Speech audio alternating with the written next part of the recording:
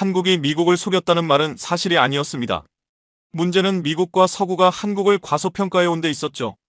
그날 싱가포르 안보회의에서 터진 한 문장은 워싱턴을 크게 흔들었고, 심지어 한국을 사실상 해적지 파트너로 대우해야 한다는 말까지 나왔습니다. 한국은 동맹 뒤에 숨어있던 약소국이 아니라 스스로 힘을 완성한 동등한 파트너로 이미 변해 있었습니다. 그 반전의 배경을 저는 지금부터 이야기하려 합니다. 저는 호주 국방부에서 전략안보를 담당하는 보좌관입니다. 10년 넘게 아시아 안보를 다뤄왔습니다. 그날은 아시아 유럽 안보회의 둘째 날이었고, 프랑스 국방연구소의 피에르 뒤봉 박사가 발표 중이었습니다. 그는 한국이 새로운 전략무기 시제품을 만들었다는 소문을 들었다고 말했습니다. 회의장은 순간 고요해졌습니다. 저도 모르게 몸을 앞으로 숙였습니다. 뒤봉 박사는 흔들리지 않는 목소리로 말을 이어갔습니다.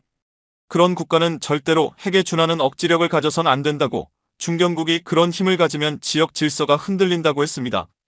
독일 연방군 대학의 한스러 교수가 바로 맞장구 쳤습니다. 핵 억지력은 강대국의 영역이며 한국 같은 나라가 그 힘을 가지면 통제할 수 없다는 논리였습니다. 영국 왕립방위연구소의 제임스 워커도 거들었습니다. 한국의 기술력은 인정하지만 핵 억지는 다른 차원의 문제이며 한국이 그 책임을 질 수 있겠냐는 의문이었습니다. 저는 속으로 한숨을 쉬었습니다. 또 시작이구나 싶었죠. 서구 전문가들이 가진 오래된 우월감, 한국을 여전히 보호받아야 할 나라로 보는 시선 말입니다. 바로 그때였습니다. 뒤쪽에서 누군가 손을 들었습니다. 독일 연방정보국의 클라우스 폰 슈타인베르크 국장이었습니다. 아시아 핵 문제의 유럽 최고 전문가였죠. 사회자가 마이크를 넘기자 그는 천천히 일어섰습니다. 표정은 매우 진지했습니다.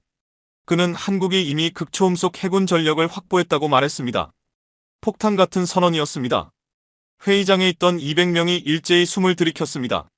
저 또한 놀랄 수밖에 없었습니다. 그의 입에서 허튼 소리가 나올 가능성은 없었으니까요. 뒤봉 박사가 당황해 근거를 물었습니다. 슈타인베르크는 구체적 정보원을 밝힐 수는 없지만 세 곳에서 독립적으로 확인했다고 했습니다. 한국은 우리가 생각했던 것보다 훨씬 앞서 있었고 모두가 한국을 잘못 이해해왔다는 것이었습니다. 그러자 미국 대표석에서 로버트 헤인즈 차관보가 벌떡 일어났습니다. 말도 안 된다며 한국은 동맹이며 NPT 회원국이고 핵 개발은 있을 수 없다고 주장했습니다. 하지만 슈타인베르크는 차분했습니다.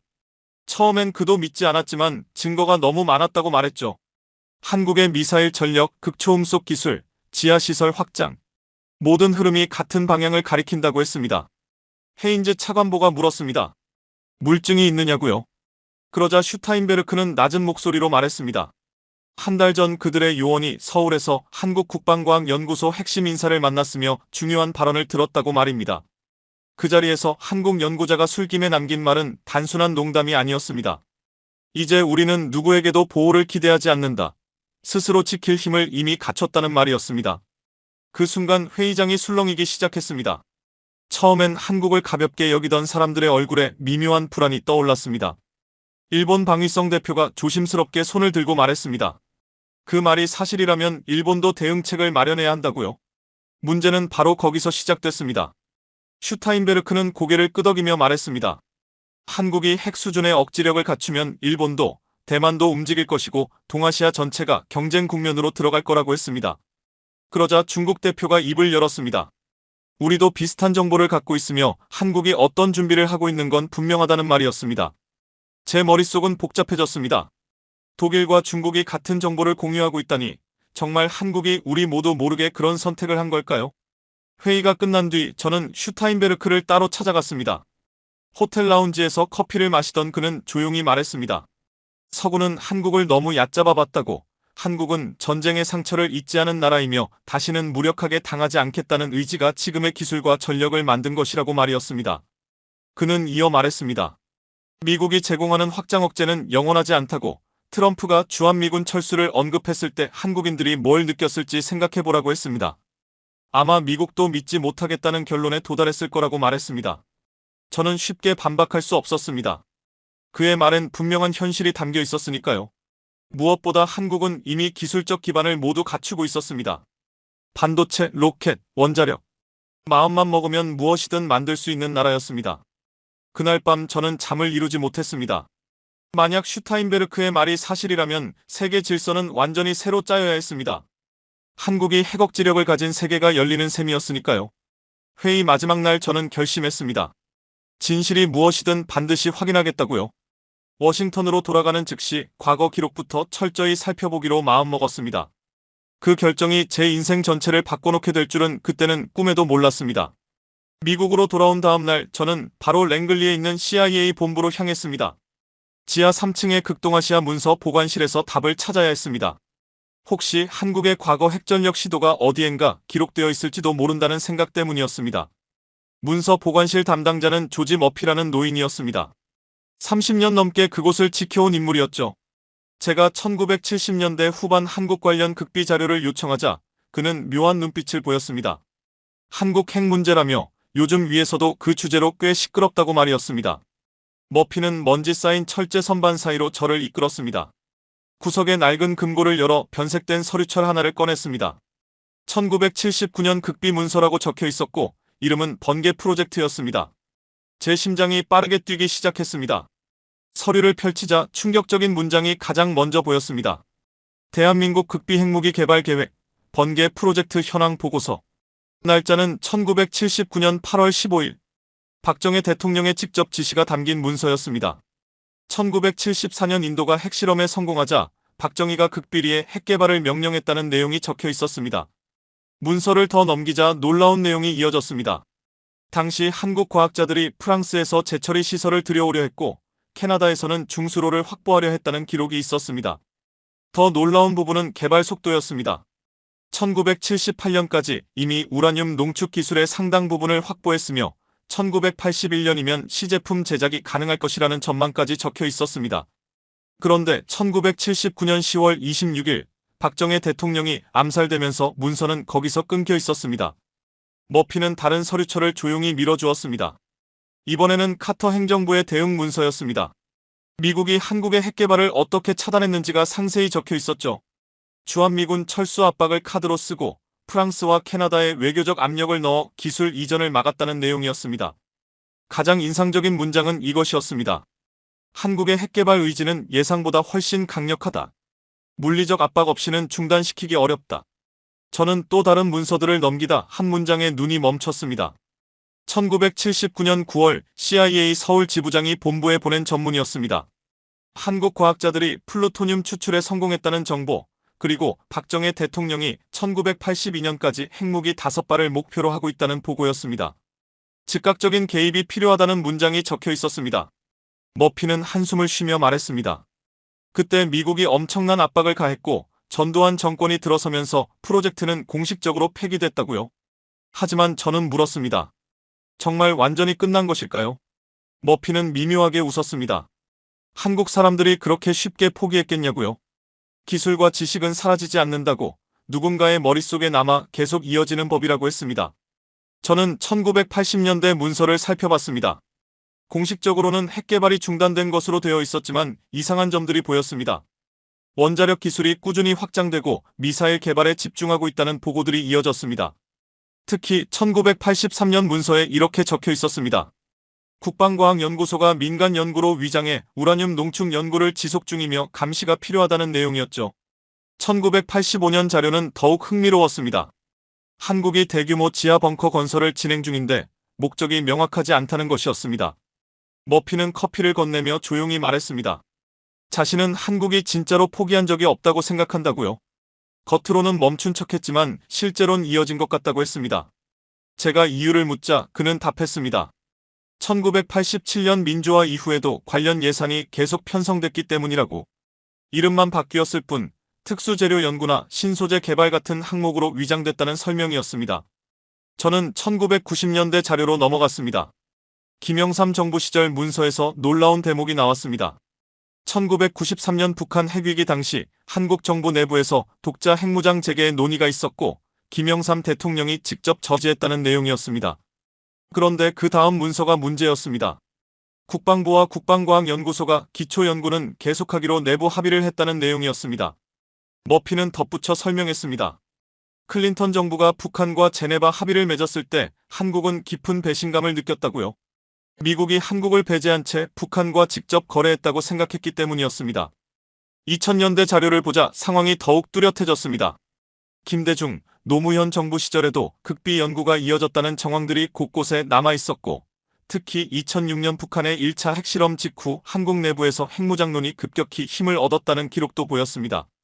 정부는 겉으로는 강하게 부인했지만 비밀 연구 예산이 3배로 늘었다는 기록이 남아 있었습니다.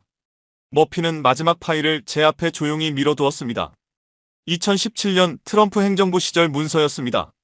트럼프 대통령이 주한미군 철수를 언급한 직후 한국이 극비 프로젝트를 가동했다는 정보가 적혀 있었고 코드명은 철벽이라고 되어 있었습니다. 구체적인 내용은 파악 불가라고 적혀 있었지만 단순한 준비 차원이 아니라 국가적 전략 전환을 의미하는 문장이었습니다. 저는 지금까지 확인한 모든 자료를 종합해 보았습니다. 한국은 1979년 무산 이후에도 포기한 적이 없었습니다. 겉으로는 눈치 보듯 수용하는 척하면서도 뒤에서는 40년이 넘는 시간을 꾸준히 쌓아온 것이었습니다. 머피는 서류를 정리하며 말했습니다. 한국인들은 끈질긴 민족이라고요. 일제강점기에 36년, 한국전쟁 3년, 그 모든 참혹함을 견뎌낸 사람들이라고 했습니다. 그런 나라라면 핵개발 정도는 충분히 해낼 수 있다고 말이었습니다. 저는 문서보관실을 나오며 확신을 얻었습니다.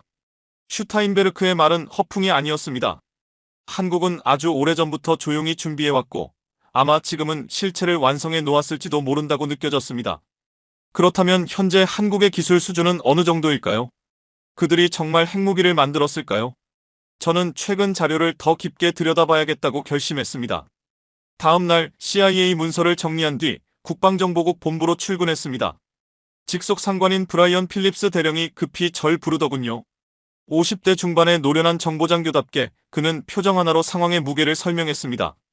위넨에서 슈타인베르크를 만났다고 했지 한국 핵 문제 조사 중이라고 했습니다. 제가 맞다고 하자 그는 때마침 잘됐다는 듯 한 파일을 넘겼습니다. 한국이 작년 10월 1일 국군의 날에 공개한 현무 5미사일 자료였습니다. 공식 발표는 사거리 3,000km 이상, 탄두 중량 8톤에서 9톤, 정확도 5m 이내의 벙커버스터용 재래식 미사일이라는 설명이었습니다. 그러나 재원을 자세히 들여다보니 수상한 점들이 줄줄이 눈에 들어왔습니다. 첫째, 탄두 중량이 지나치게 컸습니다. 일반적인 벙커버스터는 2 내지 3톤이면 충분한데 9톤이라는 수치는 명백히 다른 목적을 의심케 했습니다. 둘째, 탄두 형상이 특이했습니다. 전형적인 관통형이 아니었고 거의 구형에 가까웠으며 특수 차폐 구조까지 갖추고 있었습니다. 핵탄두 보호용 설계와 상당히 유사했습니다. 셋째, 발사 준비 시간이 15분이라는 발표. 이는 사실상 선제 대응용 핵투발 플랫폼에서나 볼 수 있는 특징이었습니다. 제가 분석 결과를 정리하려던 순간 NSA에서 파견된 동료 사라 천이 찾아왔습니다. 한국계 미국인으로 신호정보 전문가인 그녀는 제가 현무 5을 분석 중이라는 걸 듣고 관련 파일을 가져왔다고 했습니다. 사라가 노트북을 열어 보여준 자료는 충격적이었습니다. 한국군 내부 통신을 감청한 내용이었는데 지난해 12월 합참과 미사일 사령부 사이에 암호 통신 여러 건에서 특수탄 장착 훈련이라는 표현이 반복적으로 등장했습니다. 그리고 그때마다 방사능 방호 장비 준비 지시가 함께 언급됐습니다. 제가 물었습니다. 방사능 방호 장비냐고요? 사라는 고개를 끄덕였습니다. 그것뿐만이 아니었습니다. 현무 5 발사 훈련이 이루어지던 날 해당 지역의 기상청 관측이 갑자기 중단되었습니다. 보통 핵실험 때에나 적용되는 조치였습니다. 저는 사라와 함께 더욱 세밀한 분석을 이어갔습니다. 위성 사진을 확대하자 현무 5이 배치된 지하사일로 주변으로 3중 차폐문, 방폭 구조물, 독립환기 시스템이 확인되었습니다. 모두 핵 저장 시설에서 나타나는 특징들이었습니다. 저는 다시 필립스 대령을 찾아가 분석 결과를 보고했습니다. 현무 5은 단순한 재래식 무기가 아니며 핵탄두 장착을 염두에 둔 설계라고 판단된다고 말이었습니다. 대령은 잠시 생각하더니 고개를 끄덕였습니다. 자신도 그렇게 보고 있다고 했습니다. 하지만 더 큰 문제가 있다며 다른 파일을 꺼냈습니다. 그가 다른 파일을 꺼냈습니다. 한국의 미사일 생산시설 정보였습니다. 한국이 현무 5을 얼마나 만들어놨는지 정확한 수치는 없지만 최소 30발 이상을 확보한 것으로 추정된다는 내용이었고 이동식 발사대도 20대가 넘는다고 적혀 있었습니다.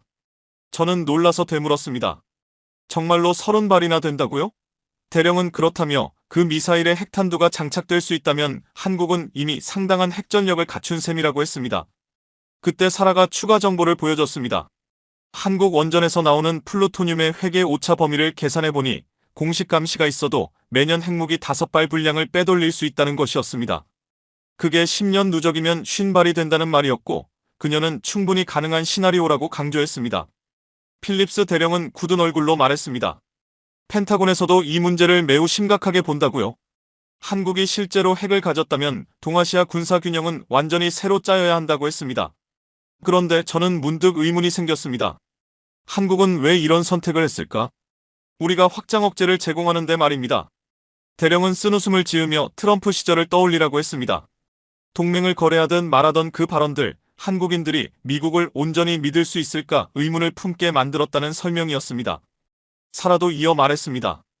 북한은 수십 발의 핵을 갖고 있는데 정작 공격받을 위험이 가장 큰 한국은 맨손이었으니 그들이 느낀 절박함을 이해해야 한다고 말했습니다. 그날 오후 저는 한국 전문가 폴 김 교수를 만났습니다. 70대 재미교포 학자인 그는 한국 안보를 오래 연구해온 인물이었습니다. 그는 제 질문을 듣자마자 고개를 끄덕였습니다. 한국의 핵개발 가능성은 충분하며 아니 이미 했을 가능성이 크다고 했습니다. 왜 그렇게 보느냐고 묻자 그는 한국 전쟁을 말했습니다.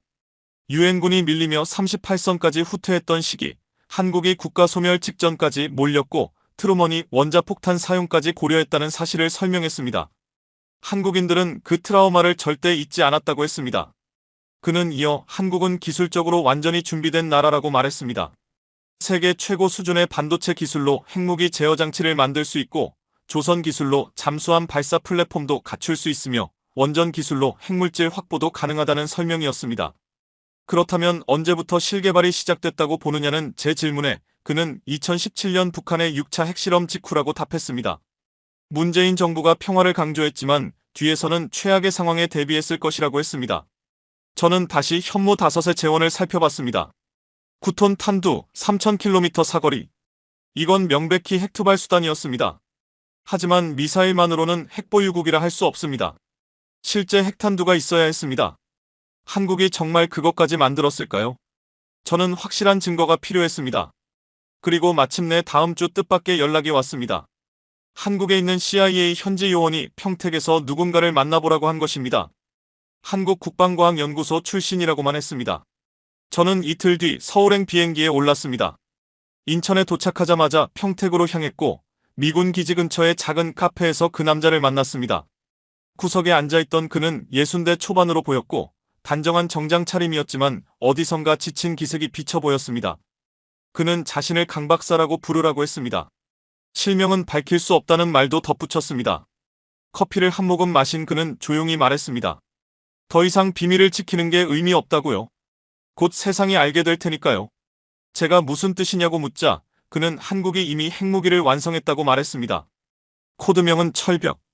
제 가슴이 크게 뛰기 시작했습니다. 그는 자신이 2018년부터 이 프로젝트에 참여했고 탄두 설계팀에 있었다고 했습니다. 어떤 종류의 핵무기인지 묻자 그는 낮은 목소리로 답했습니다. 10킬로톤급 소형 핵탄두 2발을 완성했다고요. 히로시마의 절반 위력이라고 했습니다. 크기는 축구공 정도로 작아서 현무 미사일은 물론 F-35 전투기에도 탑재가 가능하다고 했습니다. 저는 물었습니다. 정말로 작동하는 핵무기냐고요? 강 박사는 최근 임계 실험을 성공적으로 끝냈다고 했습니다. 실제 핵폭발 직전까지 가는 단계였고 그 과정은 수백 번 이상의 컴퓨터 시뮬레이션으로 검증했다고 말했습니다. 저는 믿기 어려웠습니다. 한국이 어떻게 핵물질을 확보했는지 물었죠. 국제감시가 엄격한데 가능하냐고 했습니다. 강 박사는 씁쓸하게 웃었습니다. 한국에 원전이 몇 기나 있는지 아느냐고 묻더군요. 24기라고 했습니다. 거기서 나오는 플루토늄 양은 엄청났고 모두 IAEA의 감시를 받긴 하지만 회계 오차라는 영역이 있다고 했습니다. 1%만 빠져나가도 매년 5발 분량이라는 설명이었습니다. 그래도 농축시설이 필요한데 그 부분도 준비돼 있었다고 했습니다. 대전 지하 200m의 비밀시설이 있으며 레이저 농축 방식이라 규모가 작고 탐지가 어렵다고 했습니다. 10년 넘게 조금씩 농축해 무기급 우라늄 500kg을 확보했다는 말이었습니다. 그의 설명은 지나치게 구체적이어서 거짓으로 듣기는 어려웠습니다. 왜 한국이 핵개발을 결심했는지 묻자 그는 잠시 침묵한 뒤 답했습니다. 2017년 트럼프가 한국을 떠날 수도 있다는 신호를 보냈고 그때 당시 대통령이 극비 지시를 내렸다고 했습니다. 준비하라고요. 평화주의자로 알려진 대통령이지만 실제로는 누구보다 현실적인 사람이었다고 했습니다. 북한과 대화하면서도 최악의 경우를 대비했다고 말했습니다. 그러면서 그는 스마트폰을 꺼내 한 장의 사진을 보여줬습니다. 흐릿했지만 둥근 금속체가 보였습니다. 저건 무엇이냐고 묻자 그는 한국이 만든 핵탄두 시제품이라고 말했습니다. 최근 자신이 직접 찍은 사진이라고도 했습니다. 저는 말을 잃었습니다. 실제 핵탄두 사진을 보게 될 줄은 몰랐습니다. 그는 한국 대기업들도 참여했다고 했습니다. 삼성은 반도체 칩을 제공했고 LG는 배터리를 만들었으며 현대는 특수 강제를 공급했다고 했습니다. 모두 민간 연구로 위장됐지만 실상은 핵무기 부품이었다는 설명이었습니다. 그들이 알고 했느냐고 묻자 최고 경영진 일부만 알고 있었을 것이라 했습니다. 국가가 요청하면 거절하기 어렵다는 말도 덧붙였습니다. 강 박사는 개발 속도가 가장 놀라웠다고 했습니다. 2018년 시작해 최근 완성됐는데 미국이 맨해튼 프로젝트에 새해가 걸린 걸 생각하면 한국은 현대 기술로 훨씬 빠르게 해낸 셈이라고 했습니다. 지금 핵탄두가 어디 있느냐고 묻자 그는 정확한 위치는 자신도 알 수 없지만 강원도 철원 지하 벙커, 계룡대 지하 시설, 제주 해군기지 아래에 분산돼 있을 거라고 했습니다. 저는 한국 정부 안에서 반대는 없었는지 물었습니다. 강 박사는 물론 반대가 있었다고 했습니다. 하지만 북한이 최근 전술핵 사용 독트린을 발표하면서 분위기가 달라졌고 여론도 우리도 준비해야 한다는 쪽으로 기울었다고 했습니다. 그는 시계를 확인하더니 자리에서 일어났습니다. 마지막으로 한마디만 하겠다고 했습니다. 한국의 핵은 방어용이며 먼저 사용할 생각은 없다고요. 그러나 공격받는다면 반드시 보복할 것이라 했습니다. 왜 이런 이야기를 제게 해주느냐고 묻자 그는 쓸쓸하게 웃었습니다. 자신도 나이가 많고 평생 나라를 위해 일했지만 마지막엔 인류에게 죄를 짓는 기분이 든다며 적어도 진실은 알려야 한다고 생각했다고 했습니다. 강 박사가 떠난 뒤 저는 한참 동안 자리에 앉아 있었습니다. 이제 확실했습니다. 한국은 진짜로 핵무기를 가진 나라였습니다. 그러나 핵탄두뿐이라면 억지력이 완성되지는 않았습니다. 그것을 목표까지 운반할 수단이 있어야 했습니다. 한국이 어떤 투발 수단을 준비했는지 알아야 했습니다. 평택을 떠나며 저는 다음 조사 대상이 분명해졌습니다. 한국의 극초음속 미사일 프로그램이었습니다. 그게 진짜 판도를 뒤집을 수 있는 요소였으니까요.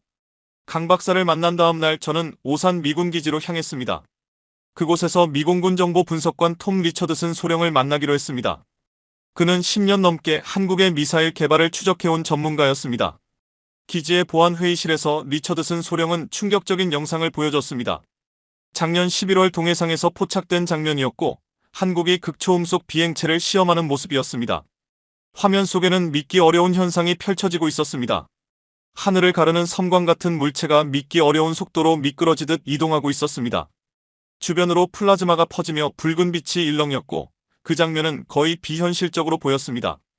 속도가 얼마나 되느냐고 묻자 리처드슨 소령은 마하 20을 넘는다고 말했습니다. 시속 24,000km, 서울에서 워싱턴까지 30분이면 도착할 수 있는 속도였습니다. 숨이 멎는 듯 했습니다. 미국조차 아직 마하 10 수준인데 한국이 그것을 넘었다는 사실이 믿기지 않았습니다. 어떻게 가능한지 묻자 리처드슨 소령은 한국이 완전히 다른 접근법을 썼다고 설명했습니다. 미국이나 러시아가 스크램제트 엔진을 고집하는 동안 한국은 부스트 글라이드 방식을 독자 개발했다는 것이었습니다. 로켓으로 초고도까지 올린 후 대기권을 활강하는 방식이라 요격이 거의 불가능하고 비행 중 경로를 수시로 바꿀 수 있다고 했습니다. 그건 우리 미사일 방어 체계로는 대응이 거의 불가능한 유형이었습니다. 그는 또 다른 자료를 보여줬습니다. 한국 국방과학연구소가 지난 10년 동안 발표한 극초음속 관련 논문들이었는데 우리는 단순한 학술 성과라 생각했지만 실제로는 무기 개발의 밑작업이었다는 것이었습니다. 리처드슨 소령은 계속 설명을 이어갔습니다. 특히 놀라운 건 열차폐 기술이라고 했습니다. 마하 20이면 표면 온도가 섭씨 3000도까지 치솟는데 한국은 특수 세라믹 복합재를 개발해 그 문제를 해결했다고 했습니다. 그 기술을 어디에서 얻었느냐고 묻자 그는 자체 개발이라고 단정했습니다. 한국의 소재 기술력을 생각해보라며 반도체나 배터리, 디스플레이 분야에서 축적된 기술을 군사적으로 전환한 결과라고 했습니다. 저는 조심스럽게 물었습니다. 이 극초음속 비행체에 핵탄두를 실을 수 있느냐고요? 리처드슨 소령의 표정이 잠시 굳어졌습니다. 충분히 가능하다고 했습니다. 탑재 중량이 1톤이고 소형 핵탄두는 200에서 300kg이면 되기에 3발에서 4발을 동시에 탑재하는 것도 가능하다고 했습니다. 그는 시뮬레이션 영상까지 보여줬습니다. 한국에서 발사된 극초음속 무기가 주요 수도까지 도달하는 시간이 표시됐는데 베이징 8분, 도쿄 6분, 블라디보스토크 4분, 괌 15분, 하와이 20분이었습니다. 화면을 보는 순간 등줄기가 서늘해졌습니다. 한국이 이런 능력을 갖고 있다면 동아시아의 전략 균형은 완전히 뒤집히는 것이었습니다. 오후에는 한국 공군 출신 정보원을 만났습니다. 편의상 박 대령이라 부르겠습니다. 그는 50대 후반이었고 극초음속 프로그램 초기부터 관여했다고 했습니다. 개발은 2015년에 시작됐지만 미국이 기술 제공을 거절하면서 결국 독자 개발로 방향을 틀었다고 했습니다. 어떻게 이렇게 빨리 성공했느냐 묻자 그는 자부심 섞인 목소리로 답했습니다. 한국인의 저력을 모르는 것 같다고 했습니다. 1960년대 최빈국에서 출발해 세계 12위 제조대국이 되었고 극초음속 정도는 오히려 당연히 해낼 수 있는 일이라고 했습니다. 그는 핵심이 인공지능이라고 덧붙였습니다. 극초음속 단계에서는 인간이 제어할 수 없기에 AI가 스스로 경로를 선택하도록 만들었다는 것입니다. 삼성, LG, 네이버, 카카오에서 확보한 인공지능 기술을 결합해 민간 기술을 군사용으로 전환했다고 설명했습니다. 그러고는 놀라운 사실을 하나 더 밝혔습니다. 작년에 이미 실전 배치를 시작했고 18발 이상 생산됐으며 매년 20발씩 추가 생산 중이라고 했습니다. 배치 위치는 극비지만 전국에 분산돼 있고 이동식 발사대까지 있어 추적이 어렵다고 했습니다. 저는 물었습니다. 미국은 동맹국인데 왜 이런 무기를 개발했느냐고요? 박 대령은 진지한 표정으로 말했습니다. 한국전쟁 때 미군이 철수하려 했던 순간을 잊지 말라고요.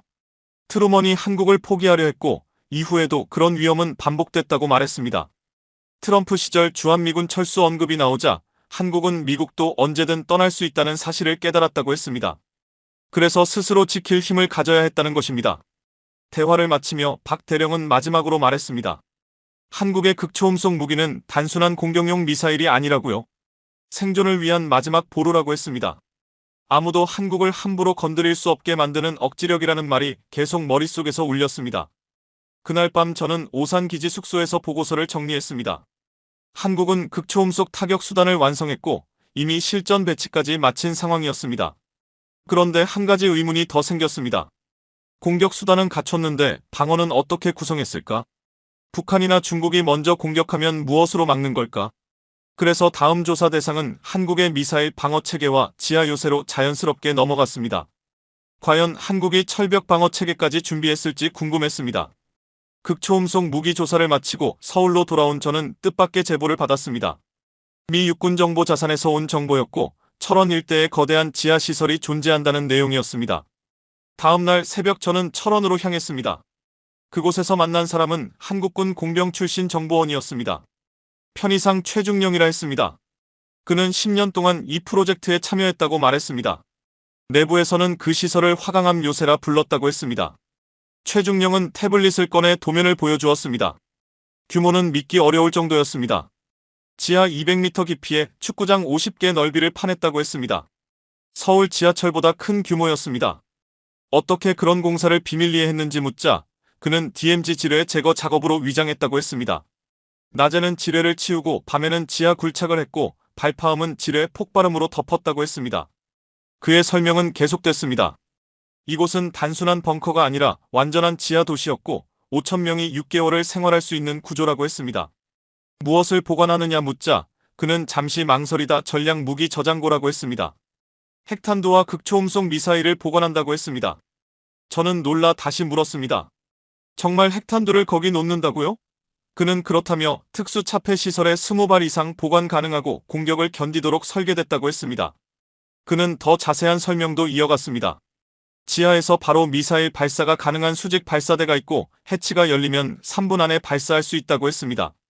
미국 정찰 위성에 잡히지 않느냐 묻자 그는 위장이 완벽하다고 했습니다. 지상은 일반 군부대처럼 꾸며놓았고 발사대 해치도 건물 형태로 숨겨져 있다고 설명했습니다. 그는 사진 몇 장을 더 보여주었습니다. 지하 통로, 거대한 경납고, 통제실 등이 확연하게 보였습니다. 저는 물었습니다. 이런 시설이 철원에만 있느냐고요? 그는 아니라고 했습니다. 자신이 아는 곳만 3군데 더 있으며 계룡대, 진해, 제주도에도 비슷한 규모가 있다는 말이었습니다. 저는 충격을 받았습니다. 한국이 전국적으로 핵벙커를 구축했다는 뜻이었습니다. 오후에 서울로 돌아온 저는 위성사진 전문가 로버트 브라운을 만났습니다. 그는 나사 출신으로 한국 지하시설을 분석한 자료를 갖고 있었습니다. 일반 광학 위성으로는 탐지가 안 되지만 열화상과 중력 이상을 분석하면 내부가 비어 있다는 것을 알 수 있다고 했습니다. 브라운은 철원 지역에서 비정상적인 중력 이상이 감지된다고 했습니다. 거대한 빈 공간이 존재한다는 강력한 신호였습니다. 열화상에서도 지하에서 올라오는 미열이 잡힌다고 했습니다. 저는 다른 지역도 같은 패턴이 있느냐고 묻자 그는 고개를 끄덕였습니다. 강원도 산악지대와 경상북도 여러 곳에서도 비슷한 양상이 나타난다고 했습니다. 그는 조심스럽지만 확신에 가까운 추정을 내놓았습니다. 자신의 계산으로는 한국이 최소 10곳 이상의 대규모 지하시설을 운영하고 있다는 가능성이 높다고 했습니다. 스위스보다 더 많은 벙커를 가진 셈이라는 말이었습니다. 저녁에는 한국건설업계 고위 관계자를 만났습니다. 그는 대형 건설사 임원으로 정부 프로젝트에 여러 번 참여했다고 했습니다. 10년 전부터 정부가 특수목적 지하공사를 대규모로 발주했다고 했습니다. 극비 프로젝트라 자세한 내막은 알 수 없었지만 규모는 엄청났다고 했습니다. 제가 어느 정도냐고 묻자 그는 자신이 참여한 공사만 해도 수조 원이었고 전체 규모는 수십조 원에 달했을 것이라고 했습니다. 그만큼 국가적 우선순위가 높았다는 의미였습니다. 그리고 특이한 조건 하나를 말했습니다. 모든 자재를 전부 국산으로 사용해야 했다는 점이었습니다. 시멘트, 철근, 볼트까지 한 개도 외국산을 쓰면 안 됐고 이는 외부로 정보가 새는 것을 막기 위함이었다고 했습니다. 숙소로 돌아오는 길에 저는 깊은 생각에 잠겼습니다. 한국은 단순히 핵무기를 만든 것이 아니었습니다. 핵전쟁이 현실이 되어도 살아남을 수 있는 완전한 생존 체계를 갖춘 나라가 돼 있었습니다. 지하 요새가 핵공격을 견디고 극초음속 미사일로 즉각 반격하는 능력을 갖췄다는 사실은 말 그대로 완전한 핵억지력이었습니다. 하지만 제 머릿속에는 또 다른 의문이 떠올랐습니다. 한국은 과연 방어체계까지 완성했을까? 적이 미사일을 먼저 쏘면 그것을 요격할 수 있는 시스템이 갖춰져 있을까? 그래서 다음 조사는 자연스럽게 한국의 미사일 방어체계로 이어졌습니다. 한국이 공격뿐 아니라 철벽 방어까지 준비했는지를 확인해야 했습니다. 철원의 지하시설을 조사한 다음 날 저는 충청남도 태안으로 향했습니다. 그곳에 한국의 차세대 방어체계 실험장이 있다는 정보를 입수했기 때문이었습니다. 태안에서 저는 한국국방과학연구소 출신 미사일 전문가를 만났습니다. 편의상 김 박사라 부르겠습니다. 그는 한국이 개발한 LME 요격체계를 설명하며 세계 최고 수준이라고 단언했습니다. 미국의 사드보다 성능이 더 뛰어나다고 했습니다. 어떤 점이 뛰어난지 묻자 그는 노트북을 열어 시범 영상을 보여줬습니다. 발사된 미사일은 상공에서 믿기 어려운 기동을 보였고 요격 고도는 무려 150km에 달했습니다. 사드가 100km 수준인 것을 생각하면 엄청난 수치였습니다. 게다가 LME는 극초음속 표적까지 요격할 수 있다고 했습니다.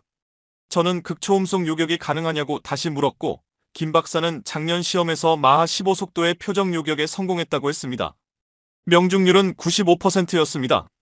미국조차 극초음속 요격에 어려움을 겪는 상황에서 한국이 그 단계까지 간 것은 놀라운 일이었습니다. 김 박사는 비결이 인공지능이라고 설명했습니다. 표적의 궤적을 실시간 예측해 요격 지점으로 먼저 이동하는 방식이라 따라가는 게 아니라 기다리는 체계라는 말이었습니다. 그는 LME가 다층 방어 체계로 설계돼 있어 첫 요격에 실패해도 두 번째, 세 번째 기회가 준비돼 있다고 했습니다. 한 표적의 세 발을 동시에 운용함으로써 확실하게 잡는 구조였습니다. 배치 시점을 묻자 그는 이미 서울, 부산, 대구 같은 주요 도시는 물론 원전과 군사기지 주변에도 배치가 완료됐다고 말했습니다. 오후에는 미 공군 미사일 방어 전문가 마크 앤더슨 중령을 만났습니다.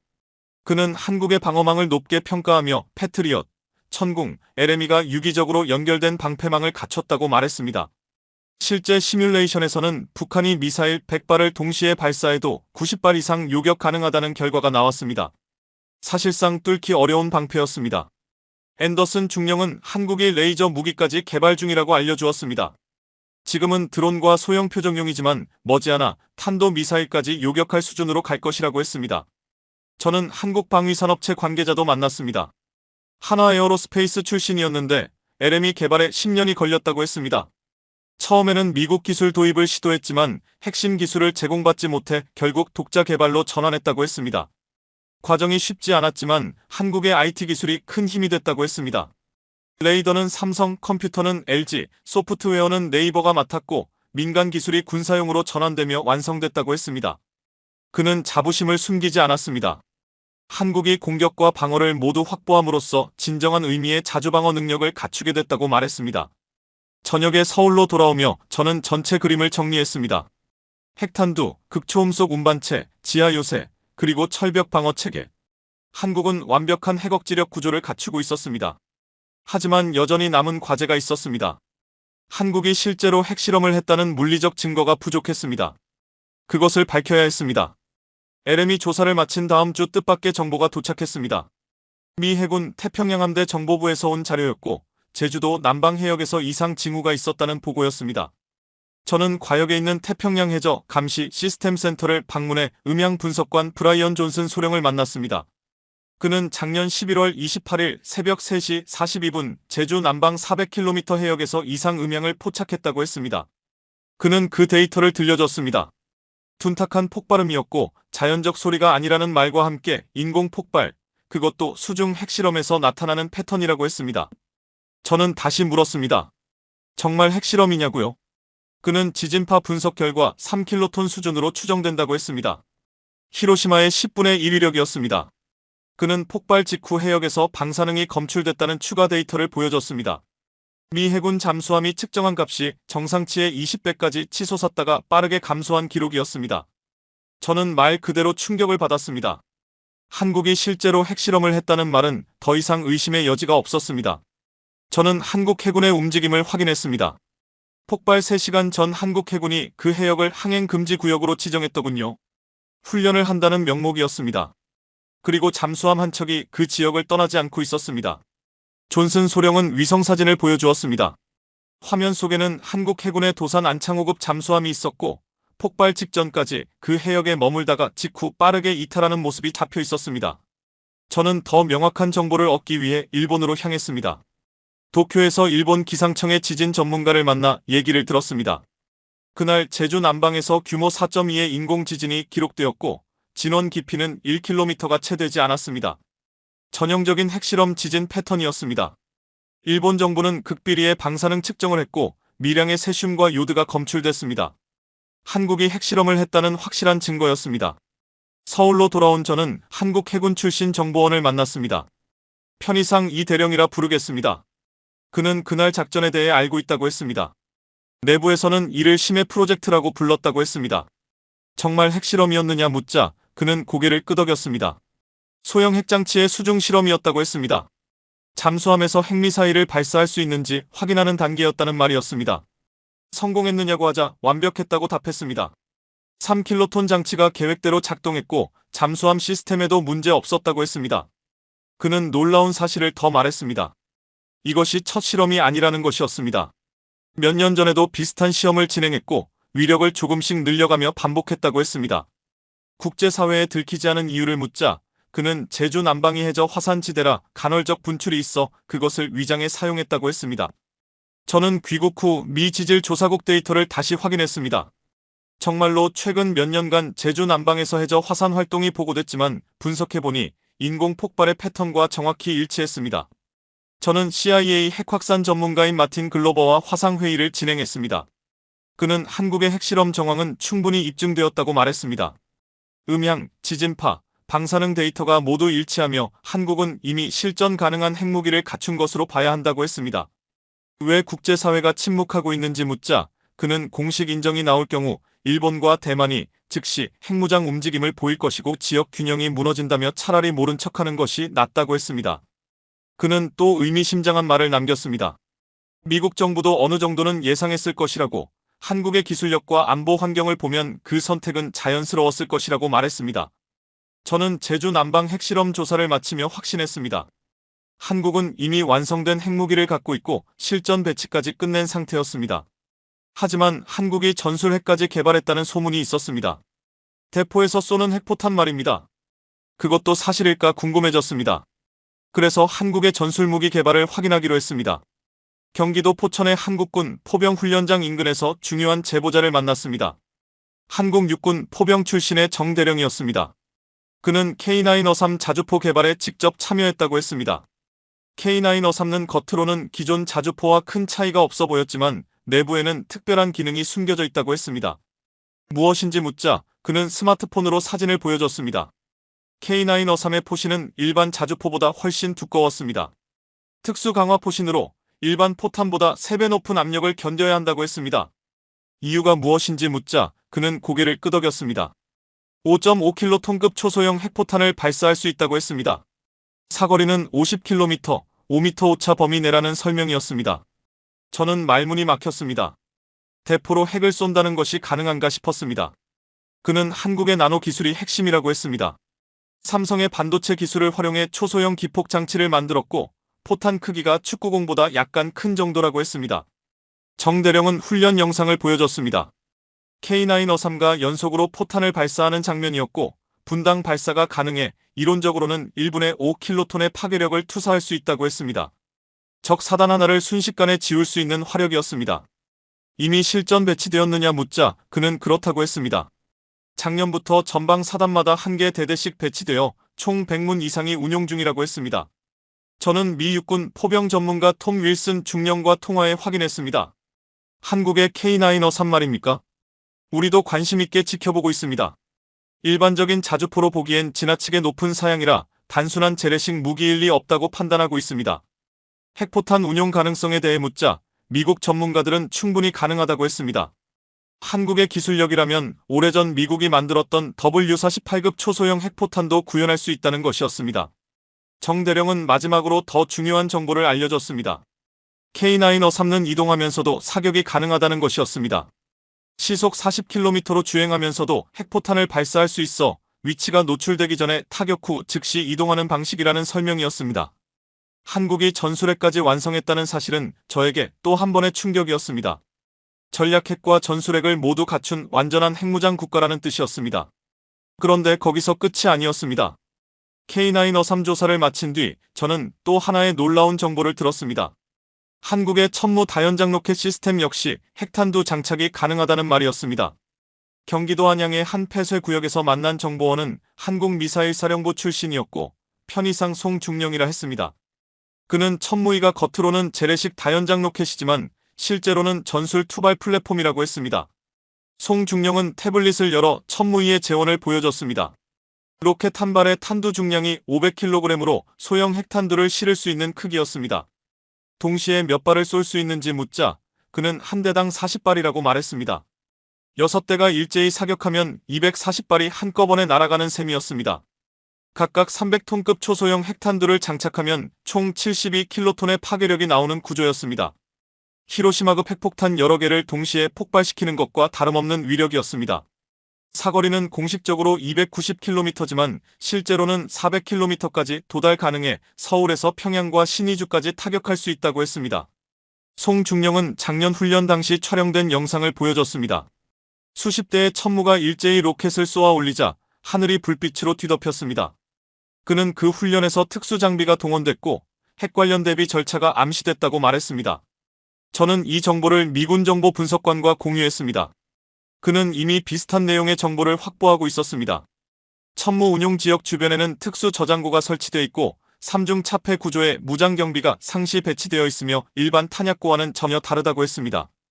오후에는 한국방위산업체 관계자도 만났습니다. 그는 천무이 개발 초기부터 특수 탄두 장착 가능성을 염두에 두고 설계했다고 했습니다. 탄두부 구조가 모듈식이라 교체가 쉽고 정부가 미래 확장성을 고려하라는 지침을 내렸다고 했습니다. 그는 또 천무 생산 라인이 현재 24시간 가동 중이며 매달 20대씩 생산 중이라고 말했습니다. 이미 200대 이상이 배치되었을 것이라고 했습니다. 저는 천무이의 실제 화력을 계산해봤습니다. 200대가 동시에 사격하면 8,000발의 로켓이 쏟아지는 셈이었고 그것이 모두 핵탄두라면 상상조차 하기 어려운 파괴력이었습니다. 송중령은 마지막으로 이렇게 말했습니다. 천무는 한국의 최후 보루이며 서울이 핵공격을 당하는 상황이 오면 즉각 보복할 것이고 적국의 주요 도시 여러 곳을 동시에 타격할 수 있다고 했습니다. 한국은 이제 완전한 핵운용 체계를 갖춘 셈이었습니다. 지상, 해상, 공중 투발 능력을 모두 확보한 완성형 구조였습니다. 저는 이 정도 능력을 갖춘 한국에 대해 국제사회가 어떻게 평가하는지 알아보기로 했습니다. 첫 번째 행선지는 이스라엘이었습니다. 핵 문제에 가장 민감한 국가이기 때문입니다. 텔아비브에서 만난 사람은 모사드 출신 아론 레비였습니다. 그는 은퇴 후 민간 컨설턴트로 일하고 있다고 했습니다. 한국의 핵 보유 여부를 묻자 그는 이미 몇 년 전부터 알고 있었다고 말했습니다. 어떻게 알았는지 묻자 레비는 이스라엘과 한국은 유사한 처지라며 주변에 적대국이 많아 생존이 가장 큰 목표라는 점도 비슷하다고 했습니다. 그는 몇 년 전 한국 과학자들이 비밀리에 이스라엘을 방문했다고 했습니다. 명목상 원자력 협력이었지만 실제 목적은 다른 기술을 익히기 위한 방문이었다고 말했습니다. 레비는 의미심장한 미소를 지었습니다. 한국이 이스라엘의 모호성 전략을 벤치마킹하기 위해 왔다는 말이었습니다. 핵을 보유하면서도 공식적으로 인정하지 않는 전략 말입니다. 이스라엘이 실제로 기술을 제공했느냐고 묻자 그는 직접적인 지원은 없었다고 했습니다. 다만 자신들이 축적해온 경험, 국제 압력을 어떻게 비켜가며 핵 능력을 유지하는지에 대한 노하우는 충분히 공유했다고 말했습니다. 그날 저녁 저는 이스라엘 국방부 관계자를 비공식적으로 만났습니다. 그의 말에 따르면 이스라엘 정부는 한국이 이미 10발에서 20발 사이의 핵무기를 갖고 있다고 평가하고 있었습니다. 왜 국제사회가 이를 문제 삼지 않느냐고 묻자 그는 한국이 매우 영리하게 움직였기 때문이라고 했습니다. 이스라엘처럼 공식 선언을 하지 않으면 국제법 위반이 아니며 그레이존에 머물 수 있다고 설명했습니다. 그는 솔직히 이스라엘은 한국의 핵무장을 환영한다고 덧붙였습니다. 중국을 견제하는 데 도움이 되고 민주주의 국가가 힘을 갖는 것은 나쁜 일이 아니라는 말이었습니다. 다음 날 저는 히브리 대학의 핵정책 전문가 다비드 코엔 교수를 만났습니다. 그는 한국의 핵개발이 교과서적이라고 평가했습니다. 단계별로 은밀하게 동시에 효율적으로 진행됐다는 것이었습니다. 어떤 점이 가장 인상적이냐 묻자 그는 기술 자립도를 꼽았습니다. 한국은 외부 의존 없이 거의 모든 기술을 자체적으로 확보했고 반도체, 로켓, 원자력 기술을 갖춘 나라이기에 가능한 작업이었다고 설명했습니다. 코엔 교수는 한국이 이스라엘보다 유리한 위치에 있다고 분석했습니다. 경제력도 크고 기술력도 강하며 국제적 이미지 또한 좋아 핵보유국이 되었을 때의 부담이 상대적으로 적다는 말이었습니다. 그럼에도 공개하지 않는 이유를 묻자 그는 일본이 즉시 핵무장을 시도할 것이고 동북아 전체가 핵경쟁에 빠지기에 한국도 이를 원하지 않을 것이라고 했습니다. 이스라엘에서의 조사를 마친 저는 국제정보사회가 이미 한국의 핵보유를 기정사실로 받아들이고 있음을 확신했습니다. 단지 아무도 공식화하지 않을 뿐이었습니다. 저는 도쿄로 이동했습니다. 한국의 핵무장을 가장 민감하게 받아들일 나라는 일본이었기 때문입니다. 도쿄 시내 호텔에서 일본 방위성 정보본부 출신 다나카 겐지를 만났습니다. 그는 한국의 핵보유는 일본에게 악몽과 같다고 했습니다. 역사적 갈등이 남은 나라가 핵까지 갖게 됐기 때문이었습니다. 일본 정부의 공식 입장은 부인이지만 내부적으로는 한국이 최소 10발 이상의 핵탄두를 보유했다고 인정하고 있다고 했습니다. 일본도 핵 개발을 검토하고 있느냐 묻자 그는 잠시 머뭇거리다 이미 검토가 진행 중이라고 답했습니다. 핵 잠재력 프로그램이라는 이름으로 6개월이면 핵무기를 만들 수 있는 준비를 하고 있다고 했습니다. 그는 일본 정부 내부 보고서를 보여줬습니다. 한국의 핵미사일이 도쿄를 겨냥하고 있고 비행시간은 6분, 요격 가능성은 10% 미만이라는 분석이었습니다. 한국이 일본을 공격할 이유가 있느냐고 묻자 그는 평시에는 없지만 독도나 역사 문제로 갈등이 깊어지면 가능성이 생길 수 있다고 했습니다. 오후에는 도쿄 대학 군사 전문가 사토 교수를 만났습니다. 그는 한국의 핵무장이 동북아 판도를 완전히 뒤흔들었다며 일본은 핵무장 혹은 한일 화해라는 두 선택지 앞에 서 있다고 했습니다. 그의 말에 따르면 일본은 둘 다 선택할 가능성이 높다고 했습니다. 겉으로는 한국과 협력하면서도 뒤에서는 핵 개발을 준비하는 방식이라는 것입니다. 사토 교수는 작년 한일 정상회담에서 한국 대통령이 일본 총리에게 우리는 과거가 아니라 미래를 위한 힘을 준비했다고 암시했다는 흥미로운 이야기를 들려줬습니다. 일본 총리는 이를 핵능력 시사로 받아들였고 그래서 관계 개선에 속도를 냈다는 설명이었습니다. 한국을 적으로 만들 수 없기 때문입니다. 그날 밤 저는 일본 자위대 고위 장교를 비공식적으로 만났습니다. 그는 솔직히 두렵다고 말했습니다. 이미 한국의 군사력이 일본을 넘어선 데다 핵까지 보유하니 자위대는 뾰족한 대응책이 없다는 것이었습니다. 미사일 방어를 강화하고 있지만 한국의 극초음속 무기는 요격이 사실상 불가능해 결국 일본도 같은 무기를 보유해야 한다는 의견이 커지고 있다고 했습니다. 그는 목소리를 낮추며 일부에서는 한국과의 핵공유 구상까지 논의되고 있다고 했습니다. 나토식 모델이었습니다. 도쿄를 떠나면서 저는 일본의 깊은 딜레마를 실감했습니다. 한국의 핵무장을 막을 수도 없고 그렇다고 방치할 수도 없는 상황. 동북아의 새로운 핵시대가 열린 것이었습니다. 저는 이어 베이징으로 향해 중국의 시각을 확인하기로 했습니다. 중국 국가안전부 출신 왕리를 비밀리에 만나자 그는 한국의 핵 보유를 이미 수년 전부터 추적하고 있었다고 말했습니다. 중국은 왜 조용히 있었느냐는 제 질문에 왕리는 차를 내려놓으며 말했습니다.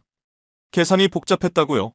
한국의 핵은 북한을 억제하는 데 도움이 되고 북한이 지나치게 도발하면 중국도 문제가 되기 때문이라는 설명이었습니다. 그렇다고 미국의 동맹국이 핵을 갖는 걸 좋아하는 건 아니지만 한국은 실용적이라 중국을 먼저 자극할 이유가 없고 오히려 일본을 견제하는 데 유용하다고 했습니다. 왕리는 중국 지도부가 한국 핵을 조용히 용인하기로 했으며 대신 한국도 중국을 불필요하게 자극하지 않을 것이라 믿고 있다고 털어놓았습니다. 오후에는 베이징 대학의 한반도 전문가 리우 교수를 만났습니다. 그는 한국의 핵이 역설적으로 지역 안정에 도움이 될 수 있다고 했습니다. 모두가 조심스러워지는 상황이 만들어지기 때문이라는 것이었습니다. 제가 어떤 의미인지 묻자 그는 북한, 한국, 일본이 모두 핵을 가지면 누구도 먼저 방아쇠를 당기지 못한다고 했습니다. 공포의 균형이 평화를 유지시킨다는 논리였습니다. 리우 교수는 덧붙여 중국이 진짜 우려하는 것은 대만이라고 말했습니다. 대만이 한국처럼 핵 개발을 시도하면 동아시아 전체가 위험해지기 때문이라고 했습니다. 저는 중국군 소식통과도 접촉했습니다. 그는 중국 인민해방군이 한국 핵을 매우 심각하게 보고 있으며 한국 미사일은 베이징까지 8분이면 도달한다고 했습니다. 대응책이 있냐고 묻자 한국과 직접 충돌은 피하려 한다고 했습니다. 경제 문제도 있고 북한 문제도 있어서 무력 대응은 어렵고 대신 방어망을 강화하고 있다는 설명이었습니다. 베이징을 떠나는 길에 저는 중국 또한 한국의 핵을 사실상 인정하고 있다는 현실을 깨달았습니다. 각국을 돌고 워싱턴으로 돌아온 저는 펜타곤에 최종 보고서를 제출했습니다.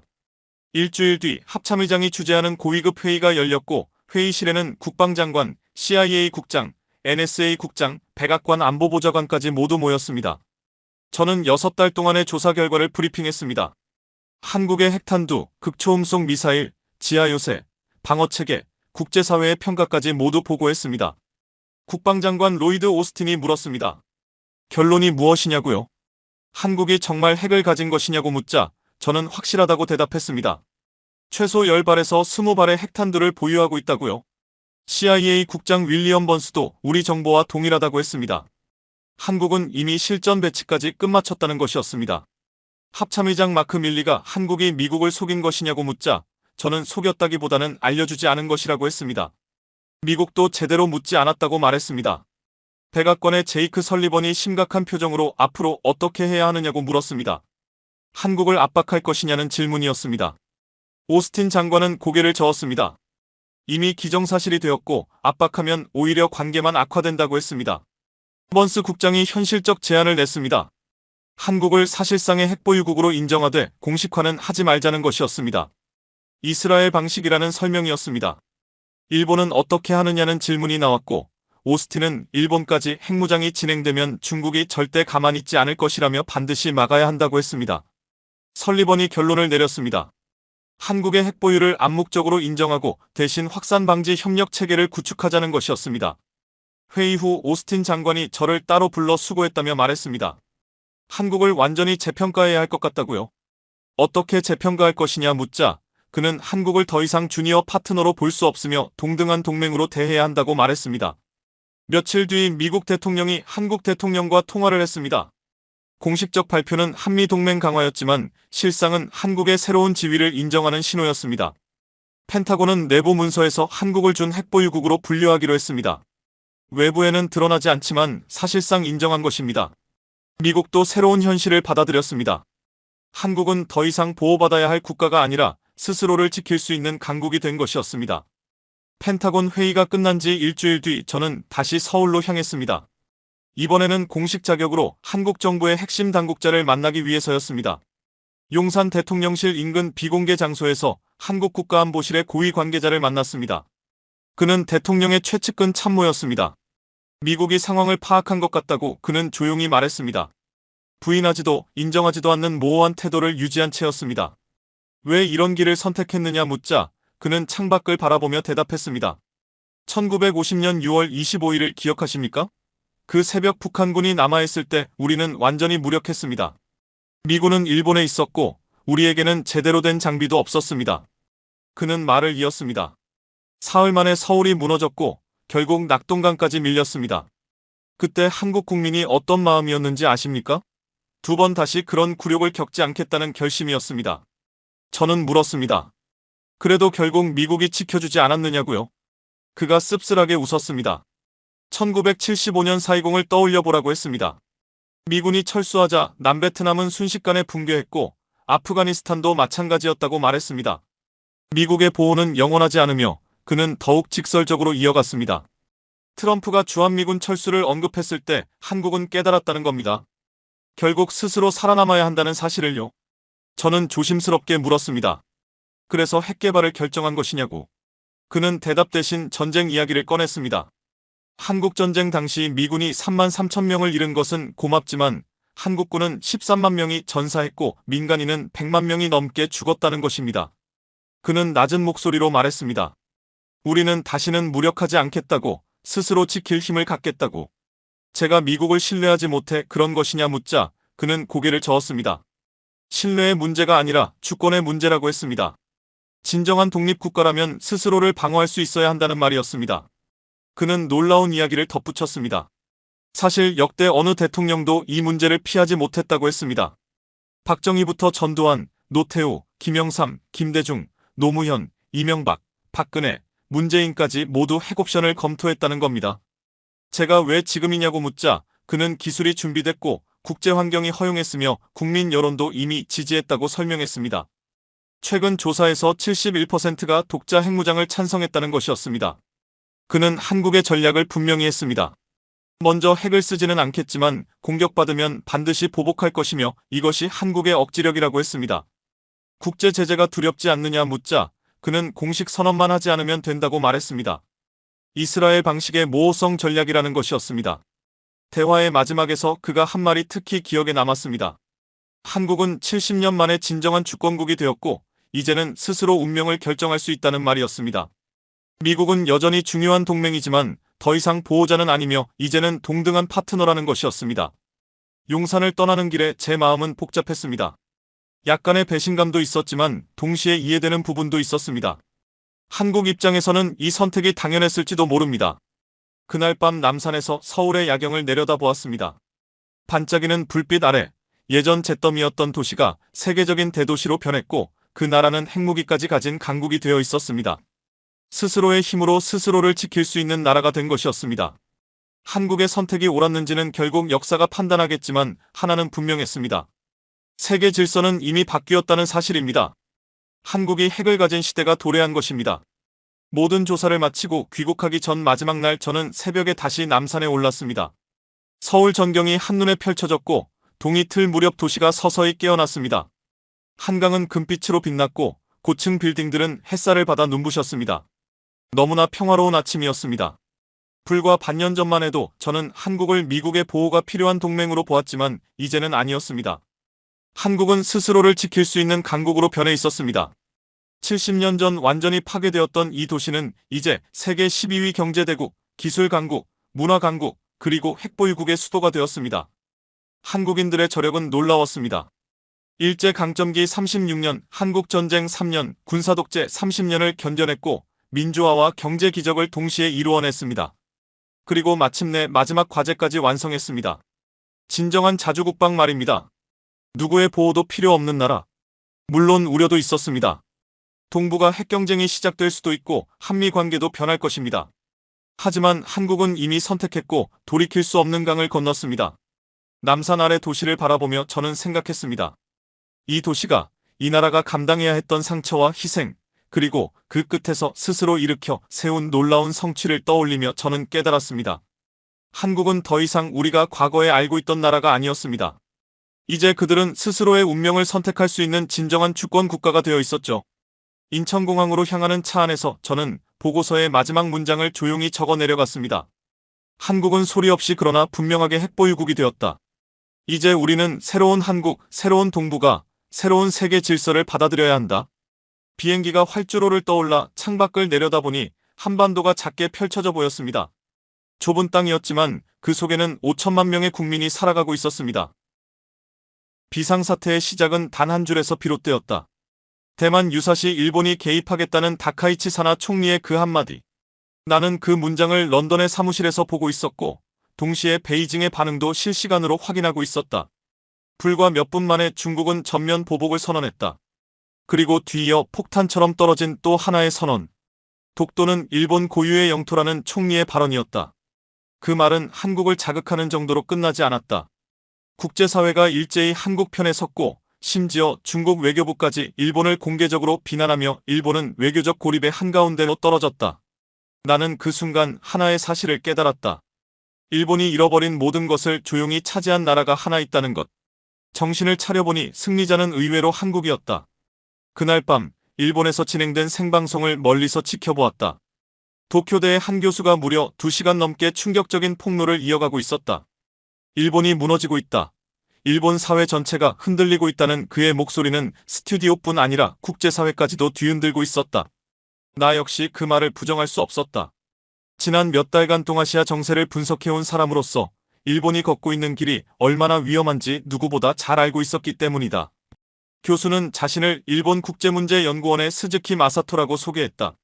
진행자는 마치 일본이 드디어 일본답게 강경해지고 있다며 들뜬 목소리를 냈다. 다카이치 사나 총리의 발언이 온 나라를 들썩이게 만들었다며 대만 유사시 일본이 함께 행동하겠다는 그 한 문장이 역대급 리더십 아닐지 묻기도 했다. 나는 화면을 바라보며 가만히 숨을 들이마셨다. 스즈키 교수는 고개를 저으며 답했다. 30년간 이 분야를 연구해왔지만 이렇게 절망적인 순간은 처음이라고.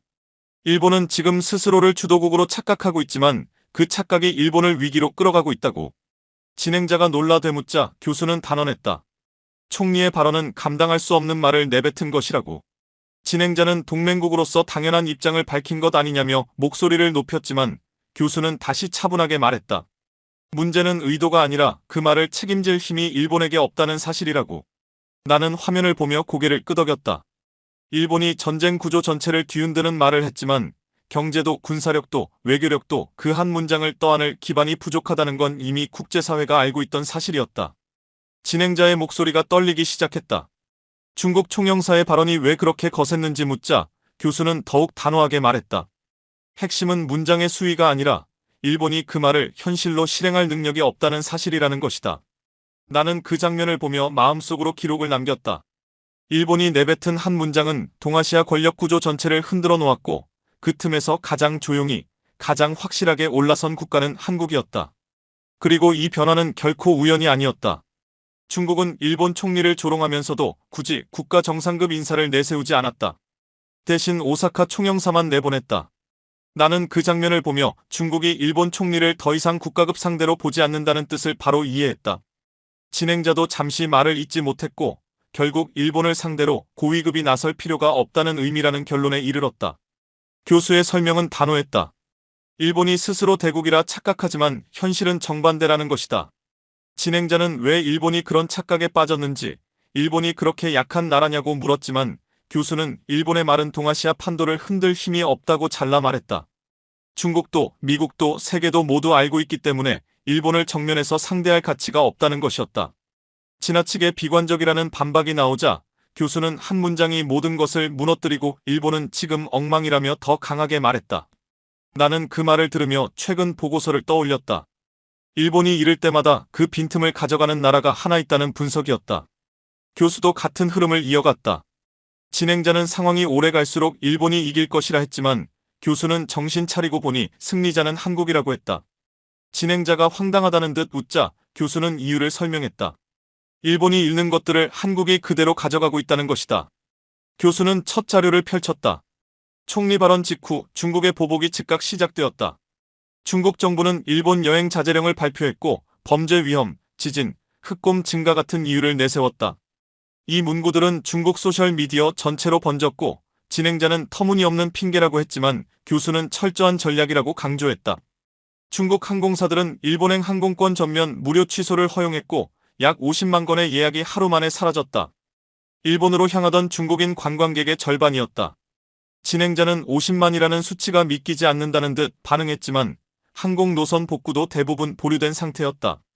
교수는 자료를 넘기며 손실은 4조 엔 이상이라고 밝혔다.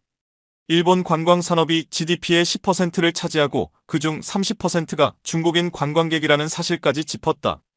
하루 만에 반토막은 경기 침체가 아니라 붕괴의 시작이었다. 그리고 더 큰 문제는 지금의 4조엔 손실이 끝이 아니라 시작이라는 점이었다. 진행자는 억지로 미소를 지으며 반박했다. 아무리 그래도 일본 입장에서 나쁜 일만은 아니지 않느냐고. 관광지가 너무 붐볐으니 이번 기회에 정리도 되고 오히려 총리의 발언이 긍정적 효과를 낳을 수도 있다고 했다. 나는 그 말이 현재 일본 여론의 분위기를 그대로 반영하고 있어 더욱 암울하다고 느꼈다. 실제 관광지를 가보면 상황은 전혀 다르다. 식당을 운영하는 모녀, 전통 여관을 지키는 노부, 관광버스를 모는 아버지, 관광회사에서 일하는 청년까지 모두가 생계를 잃을 위기다. 그들은 아무 잘못도 없지만 총리의 단 한 문장 때문에 삶이 흔들리고 있었다. 이것은 산업의 불황이 아니라 사람들의 생활이 무너지는 소리였다. 하지만 그 와중에 한국은 조용히 미소를 지었다. 나는 다음 자료로 넘어갔다. 중국인 관광객이 일본행을 취소하면서 한국행 예약이 전년 대비 40% 증가한 것이다. 진행자가 놀라되 물었다. 정말 그렇게나 많이냐고. 중국 최대 여행 플랫폼의 추천 목적지가 일본에서 한국으로 완전히 바뀌었고 일본 호텔이 텅 비는 동안 한국의 백화점과 시장, 숙박업소는 예약이 폭주하고 있었다. 특히 한국국립박물관은 역대급 방문자가 몰렸고 서울뿐 아니라 여러 지방 도시도 같은 흐름을 보이고 있었다. 진행자는 가만히 있던 한국이 일본이 놓친 돈을 그대로 가져가고 있는 것이냐고 물었다. 나는 정확하다고 답했다. 그리고 나는 더 충격적인 사실을 꺼냈다. 더 심각한 건 따로 있었다.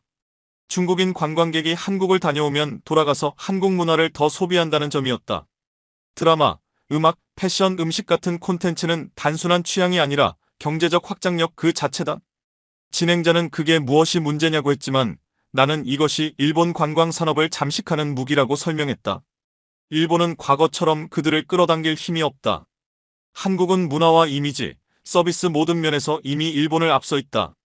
진행자는 작게 한숨을 내쉬며 결국 일본이 흔들리는 동안 한국이 차분히 이득을 챙기고 있었다고 인정했다.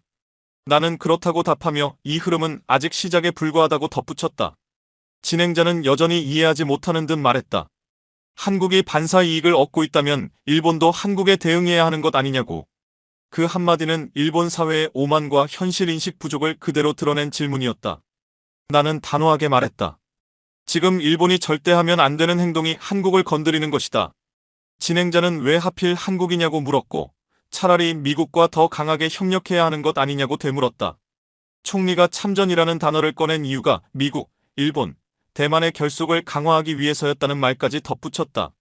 그러나 현실은 그 의도와 정반대로 흘렀다.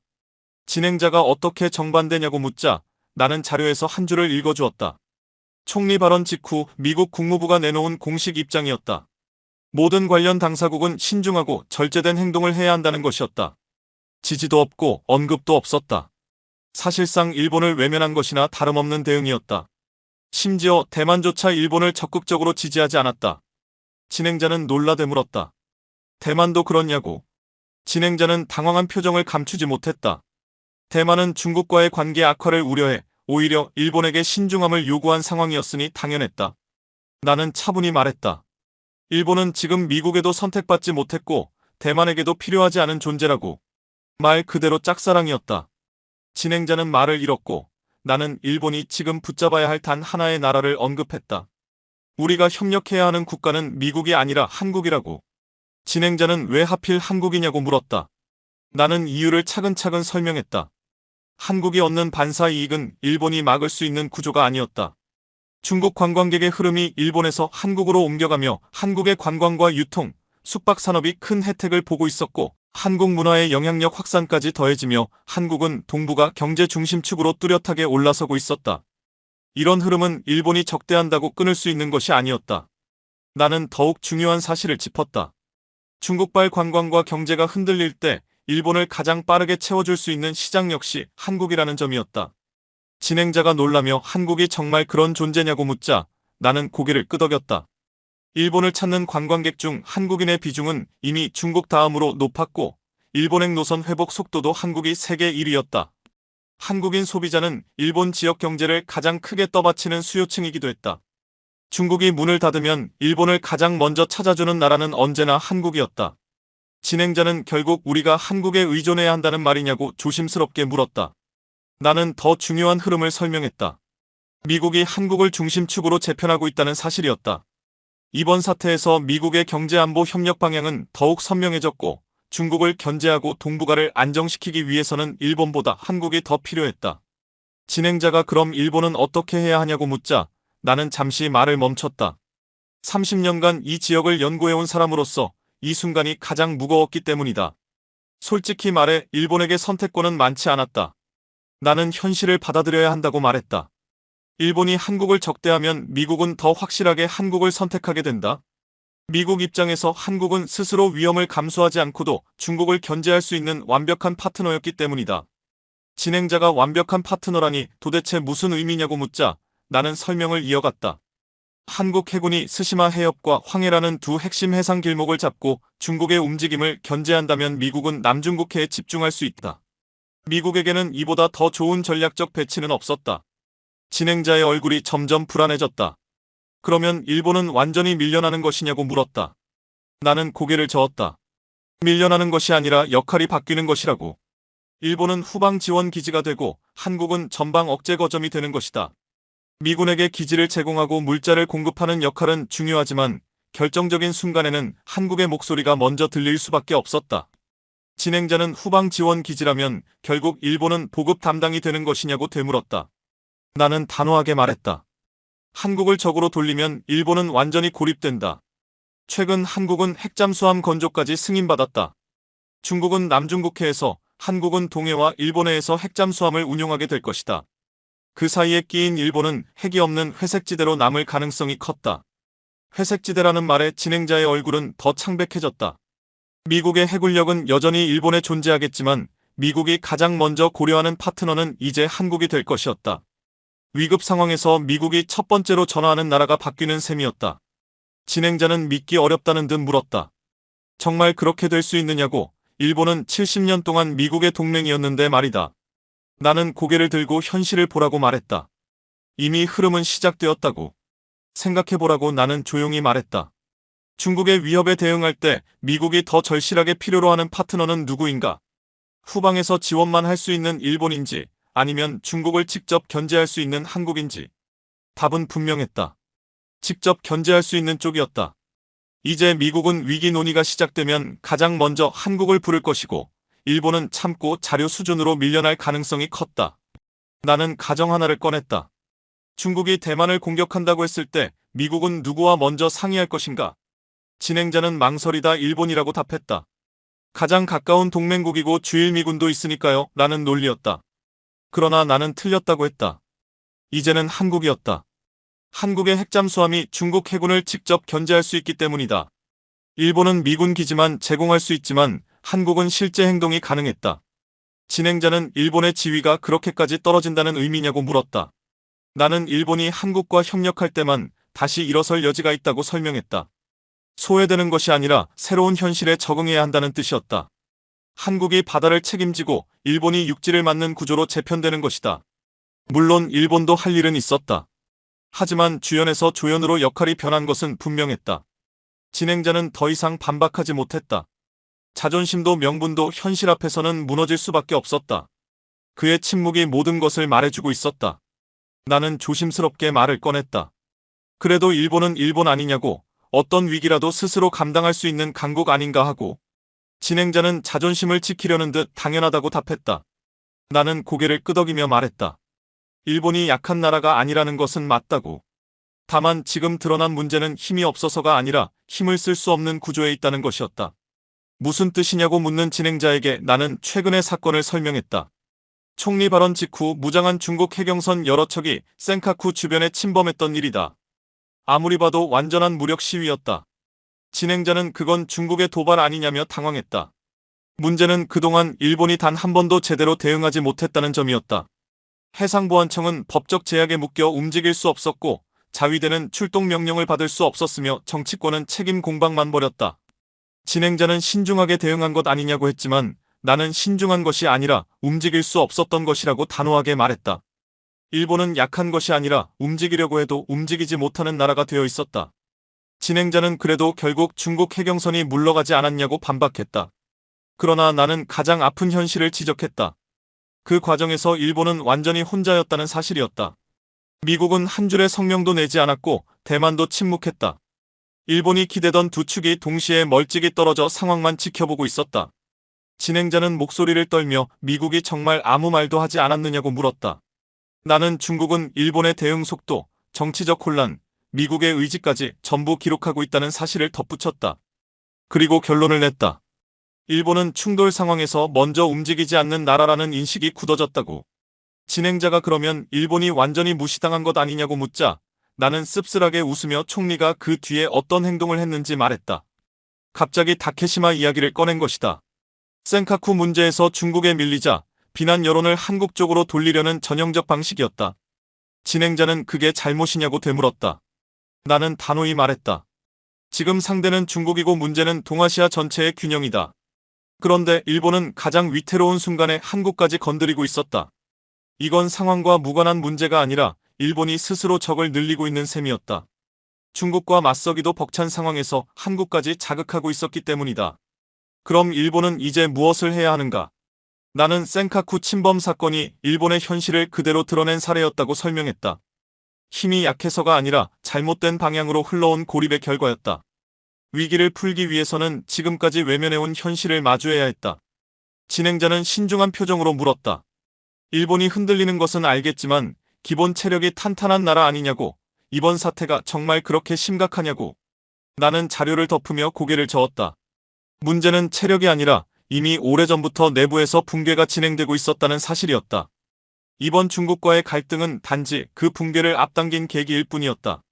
진행자는 내부에서 무너지고 있었다는 게 무슨 뜻이냐고 물었다. 나는 일본 산업 기반이 오래전부터 흔들리고 있었다고 말했다. 전력 비용은 10년 사이 거의 2배로 올랐고 정부의 규제 속도는 OECD 최하위권이며 기술 인력은 고령화되어 줄어들고 공장들은 낡은 설비를 돌리고 있었다.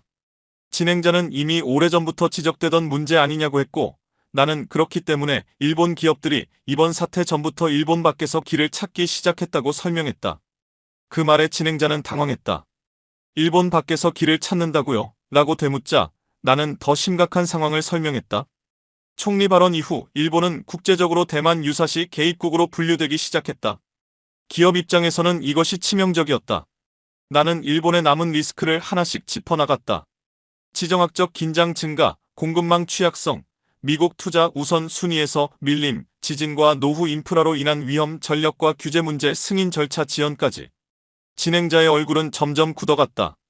그러면 기업들이 정말 일본을 떠나고 있다는 것이냐고 묻자 나는 그렇다고 답했다.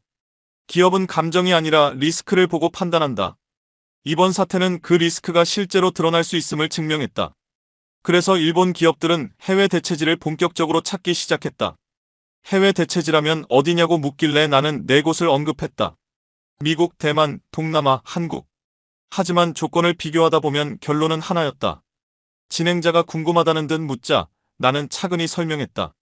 미국은 비용이 너무 높았다.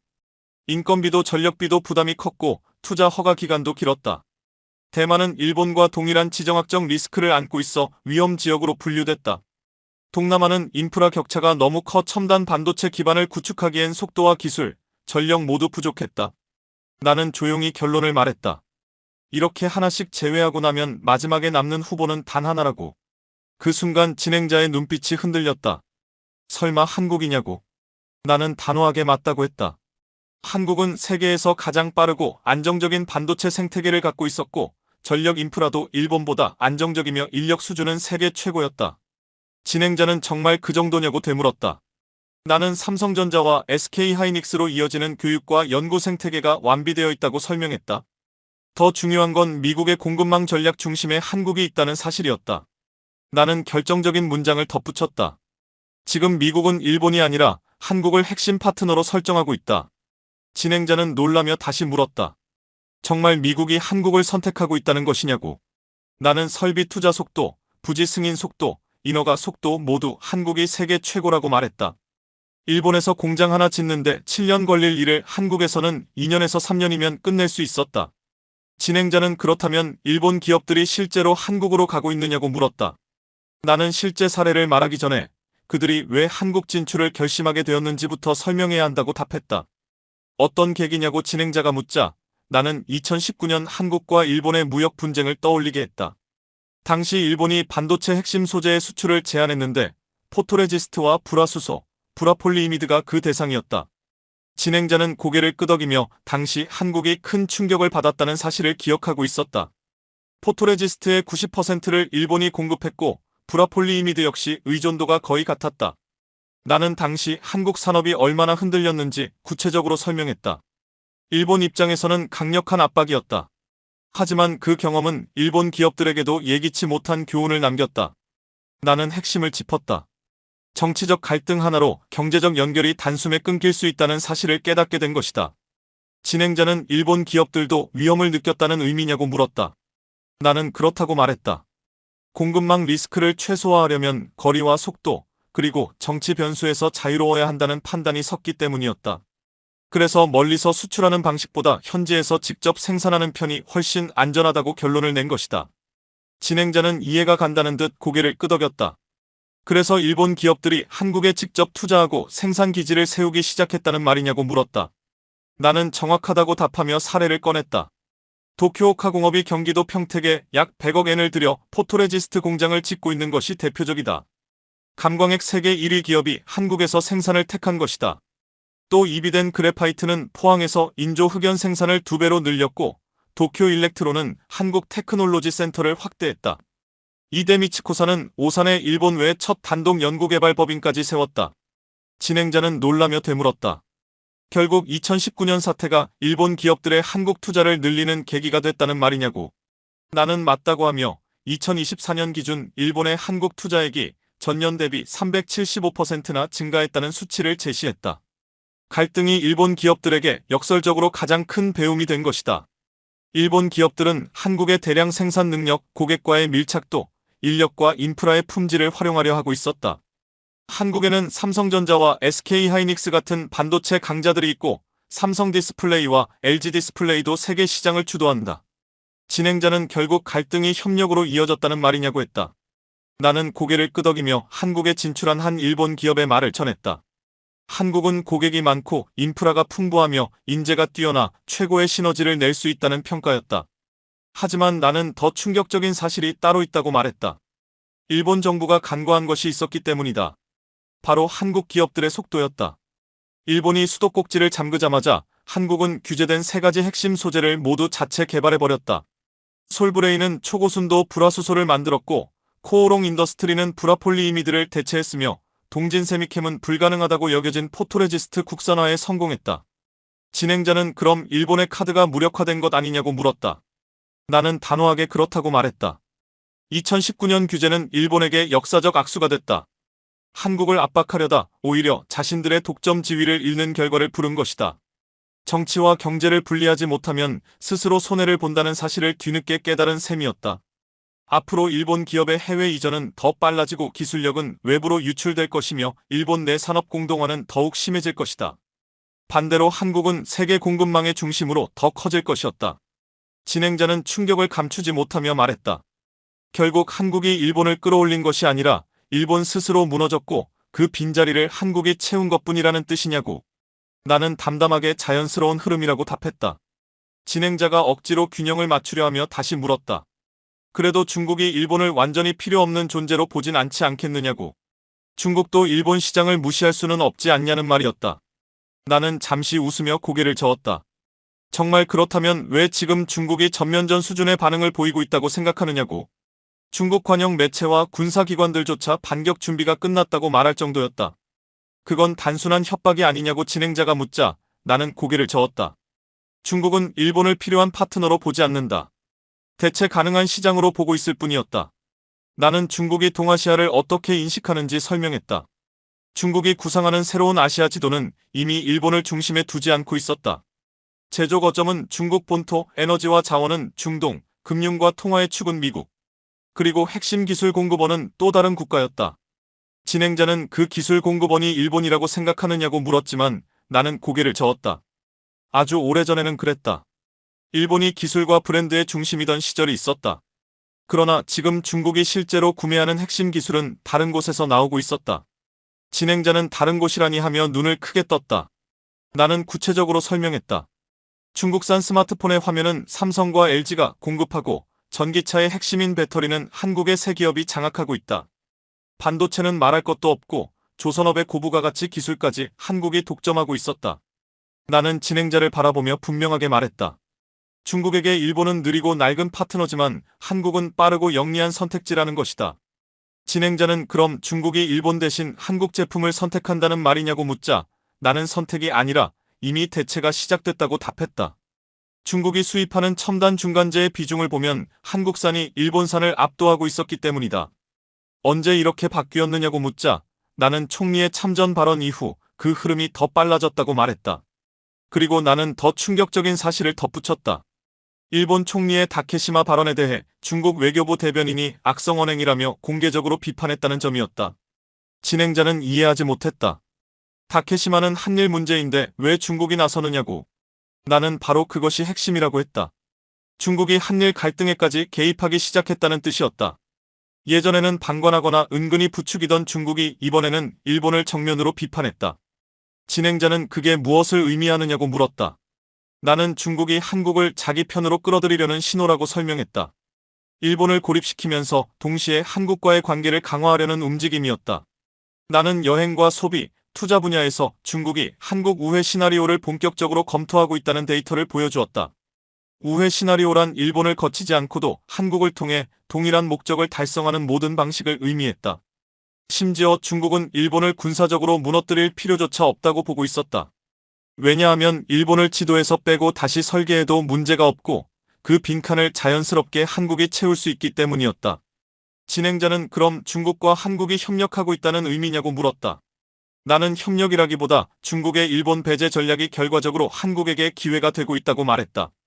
중국은 일본을 직접 압박함과 동시에 일본이 스스로 무너지는 구조를 만들고 있었고 그 과정에서 한국은 수혜를 보고 있었다. 진행자는 입술을 깨물며 말했다.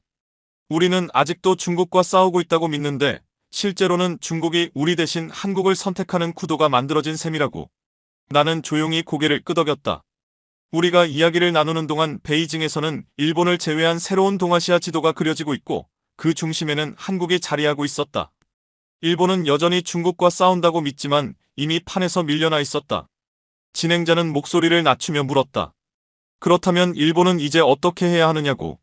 일본이 완전히 끝난 것은 아니지 않느냐고. 경제력도 있고 기술도 있고 여전히 지칠 국가 아니냐고.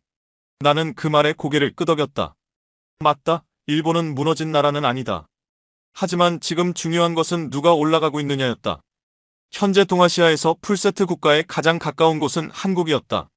진행자는 풀세트 국가가 무엇이냐고 묻자 나는 손가락으로 분야를 하나씩 짚어나갔다.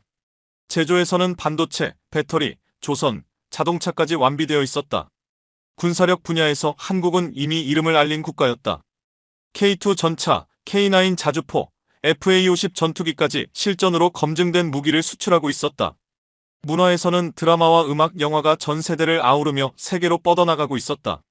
진행자는 이렇게 다양한 수출 실적이 정말 의미가 있는 것이냐며 의심을 드러냈다. 나는 구체적인 수치를 들어 설명했다. K2 전차는 폴란드가 대량으로 구매했고 K9 자주포는 노르웨이가 도입했다. FA-50은 이미 30개국과 계약을 맺었다. 일본은 완벽을 추구하다 수출에 번번이 실패했지만 한국은 실전 성능으로 10개국을 확보했다. 진행자는 놀라며 정말 10개국이나 되느냐고 물었다. 나는 고개를 끄덕였다. 관광 분야에서도 한국은 중국, 동남아, 중동은 물론 일본인들까지 끌어들이는 여행지가 되었다. 2024년 한국 방문 외국인 관광객이 1,700만 명을 넘어섰다는 예를 들자 진행자는 그건 코로나 이후의 반등 현상 아니냐는 듯했다. 나는 그렇다면 왜 일본인 방문객이 300만 명으로 코로나 이전보다 오히려 늘었는지를 물었다. 한국 여행은 일본 젊은 층 사이에서 완전한 트렌드가 되었기 때문이다. 진행자는 젊은 층이 K-팝 때문에 움직인 것일 뿐 지속 가능한 경쟁력인지는 의문이라고 했다. 나는 기술 분야를 예로 들었다.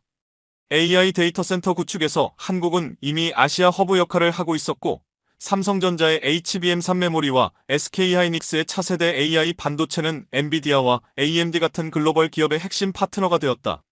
진행자는 메모리 분야는 인정하지만 CPU나 시스템 반도체는 여전히 일본이 강하지 않느냐고 물었다. 나는 동맹 관계에서 상황이 달라지고 있다고 설명했다.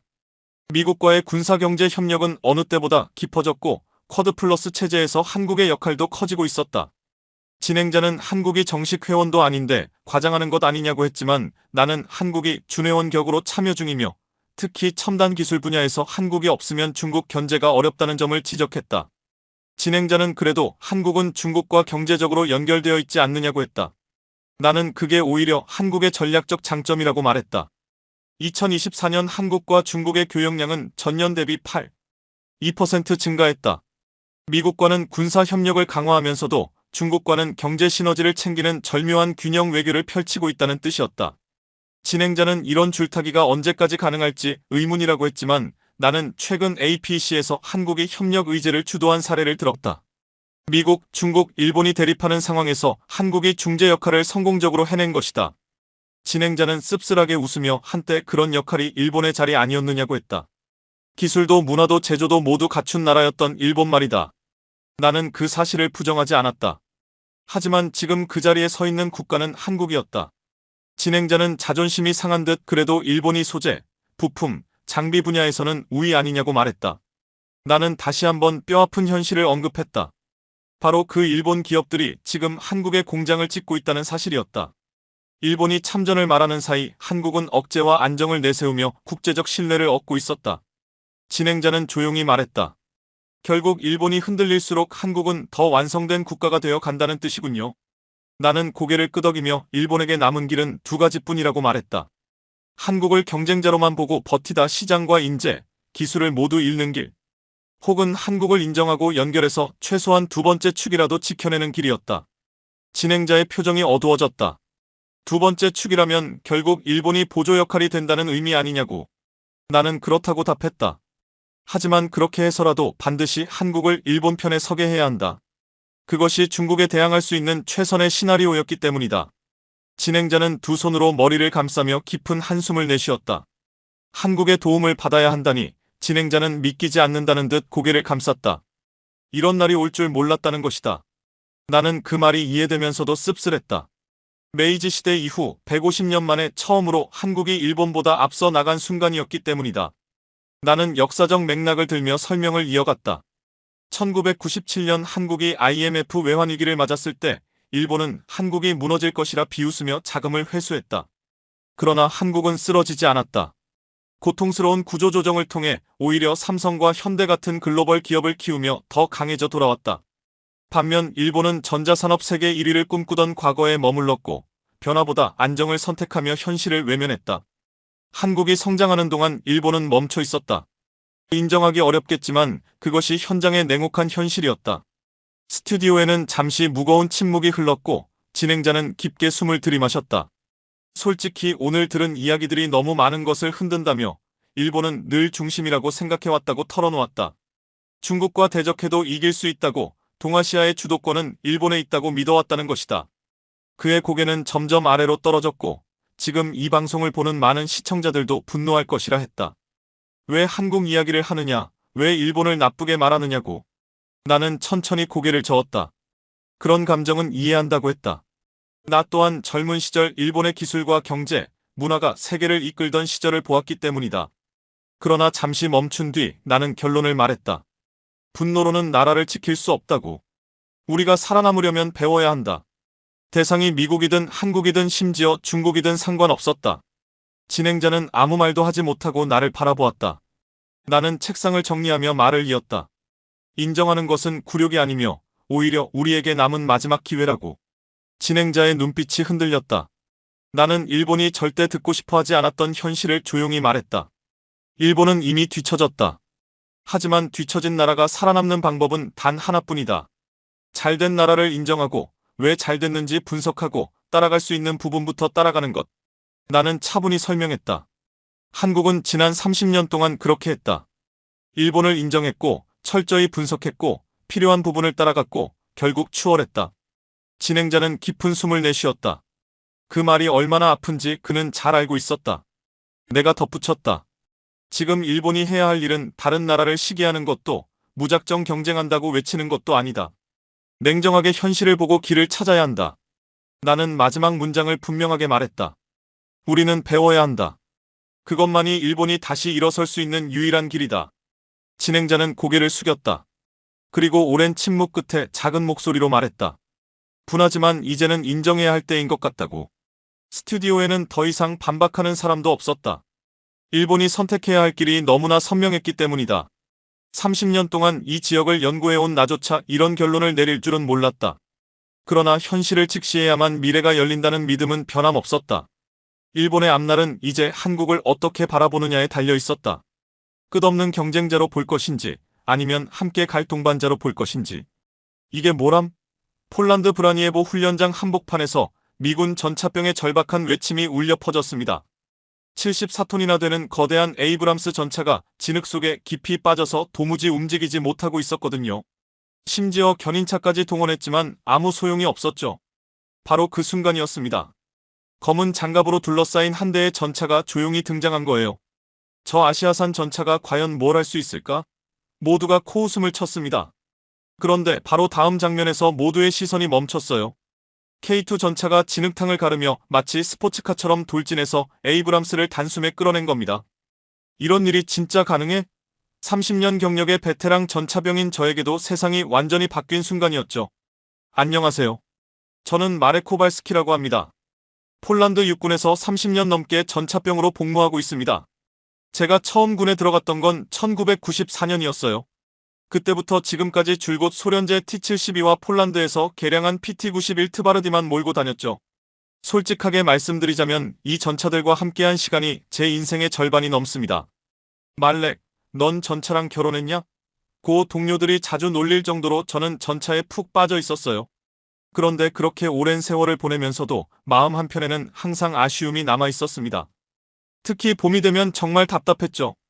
3월부터 4월까지 땅이 녹으면서 훈련장 전체가 진창이 되는데요. 그럴 때면 우리 PT-91은 거의 움직일 수 없었어요. 이번 주 훈련 취소다. 땅이 너무 질다는 말이 해마다 반복됐죠. 그럴 때마다 저는 생각했습니다.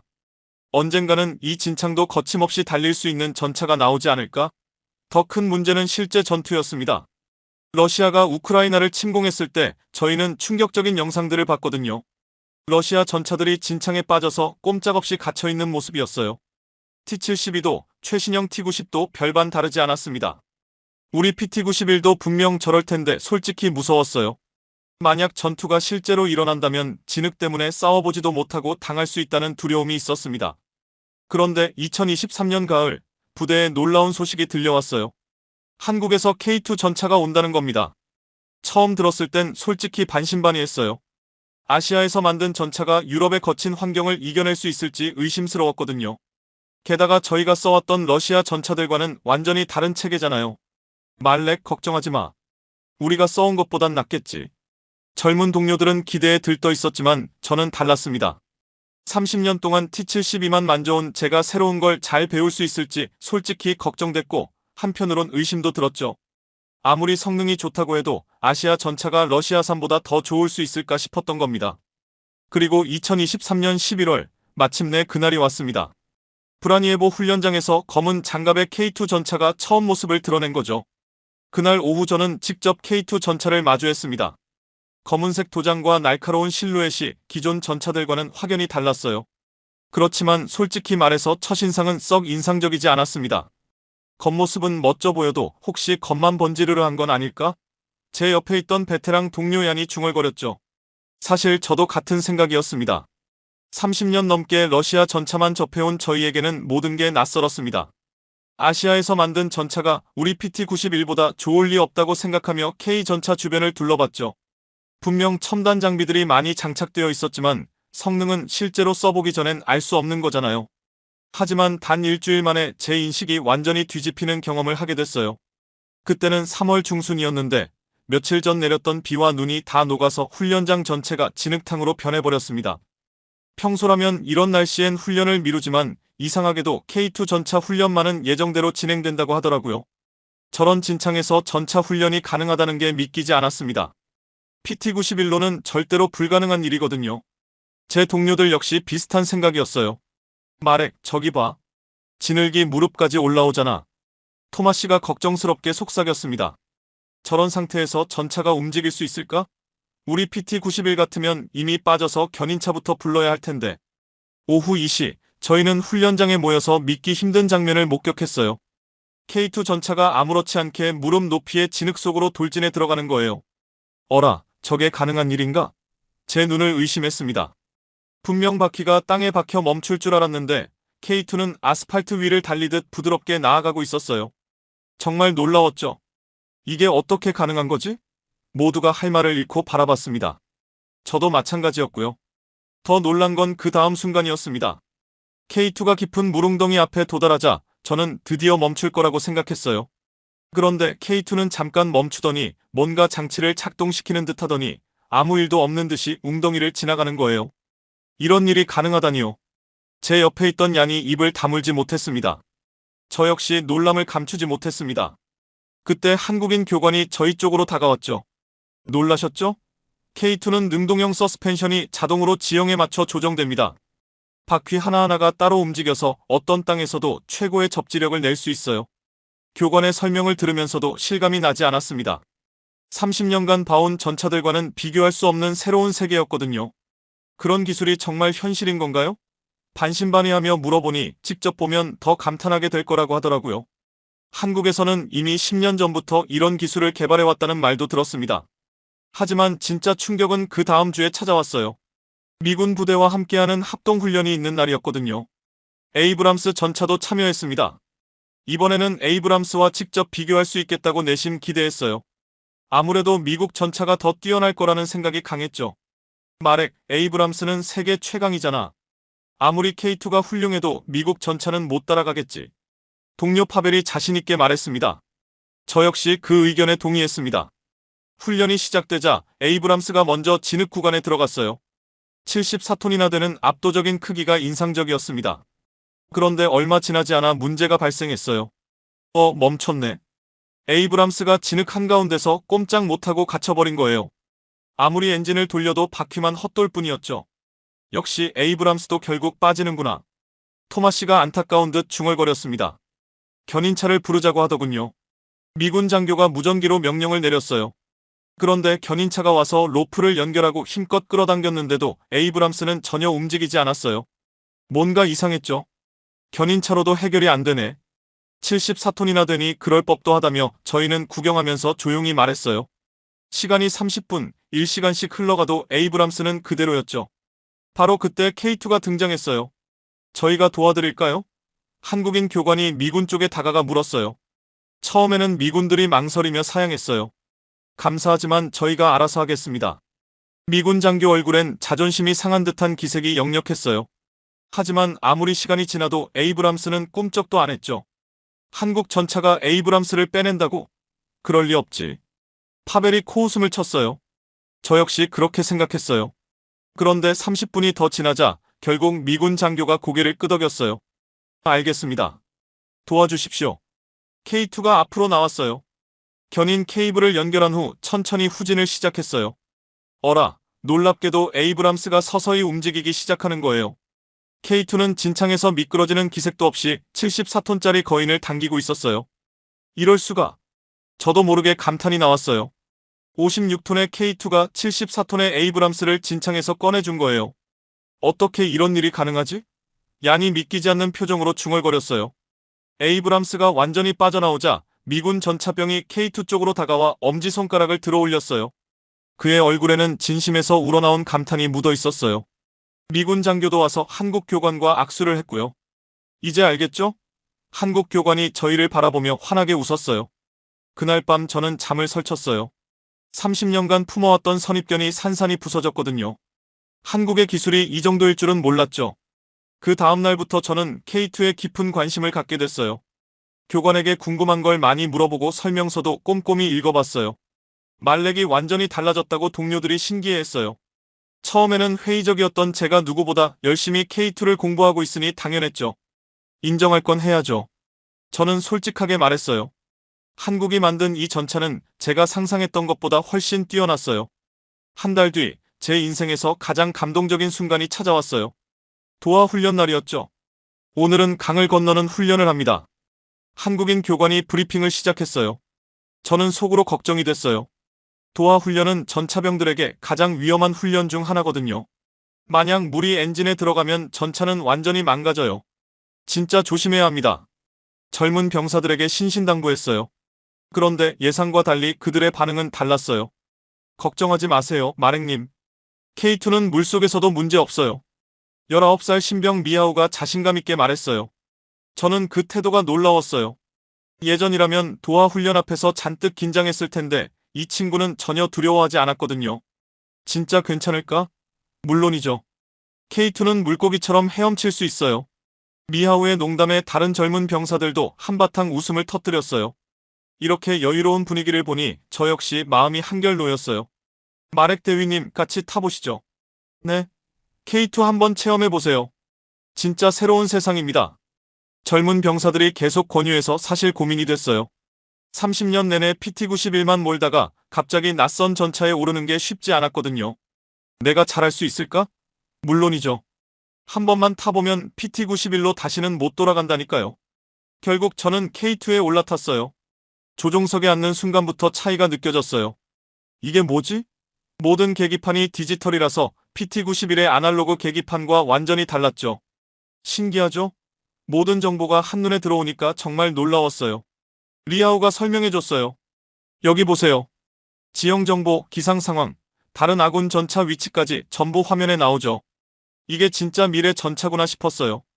훈련이 시작되자 K2가 천천히 강으로 들어갔어요. 전차 하부가 물에 잠기기 시작했는데도 K2는 아무 문제 없이 계속 나아갔어요. 신기하다. 정말 문제 없네. 옆에서 보던 양이 감탄했죠. 더 놀란 건 물속에서도 K의 모든 시스템이 완벽하게 작동했다는 거예요. 포탑도 자유롭게 회전했고 주포도 정확히 조준됐어요. 이게 진짜 가능한 일인가 싶어서 교관에게 물어봤어요. K는 24m까지 잠수할 수 있어요. 한국은 강이 많기 때문에 애초에 도하 능력을 중요하게 생각해서 설계한 거예요. 그 순간 깨달았어요. 한국 사람들이 얼마나 세밀하게 고민해서 이 전차를 만든 건지 알겠더라고요. 70년째 분단된 나라에서 살아온 이들의 절박함이 느껴졌어요. 직접 K2를 물속에서 조종해보니 더더욱 놀라웠어요. 물의 저항이 전혀 느껴지지 않을 정도로 부드럽게 움직였거든요. 마렉 대위님 어떠세요? 믿기 힘들어요. 진짜 물고기 같네요. K2가 강을 다 건넌 후에는 젊은 병사들의 얼굴에 자신감이 넘쳐 보였어요. 이제 어떤 지형이든 걱정 없어요. 리아오가 크게 웃으면서 말했어요. 그 모습을 보니 제 마음이 뭉클해졌어요. 30년 전 처음 전차를 탈 때는 이런 자신감이 없었는데요. 이 친구들은 정말 행복하겠구나. 처음부터 이렇게 최고의 전차를 운전할 수 있다니. 그날 밤 저는 한국 교관과 개인적으로 얘기할 기회가 있었어요. 교관님, 궁금한 게 있어요. 한국은 어떻게 이런 전차를 만들 수 있었나요? 어디서부터 말씀드릴까요? 교관은 잠시 생각하다가 말문을 열었어요. 저희는 70년 동안 항상 전쟁의 위협 아래 살았죠. 그래서 누구보다 절실했어요. 한국 전쟁 때는 미군 전차에 의존했지만 언젠가는 우리 힘으로 만들어야겠다고 마음먹었어요. 그래서 K2가 탄생한 거군요. 맞아요. 하지만 군사 기술만으로는 부족했어요. 자동차 기술, 특히 현대자동차의 기술이 융합되어서 완성할 수 있었던 거예요. 그 말을 듣고 정말 놀랐어요. 자동차 회사가 전차 개발에 참여했다니요. 현대자동차요? 그 회사가 전차도 만드나요? 직접 생산하진 않지만 엔진과 서스펜션 기술을 제공했어요.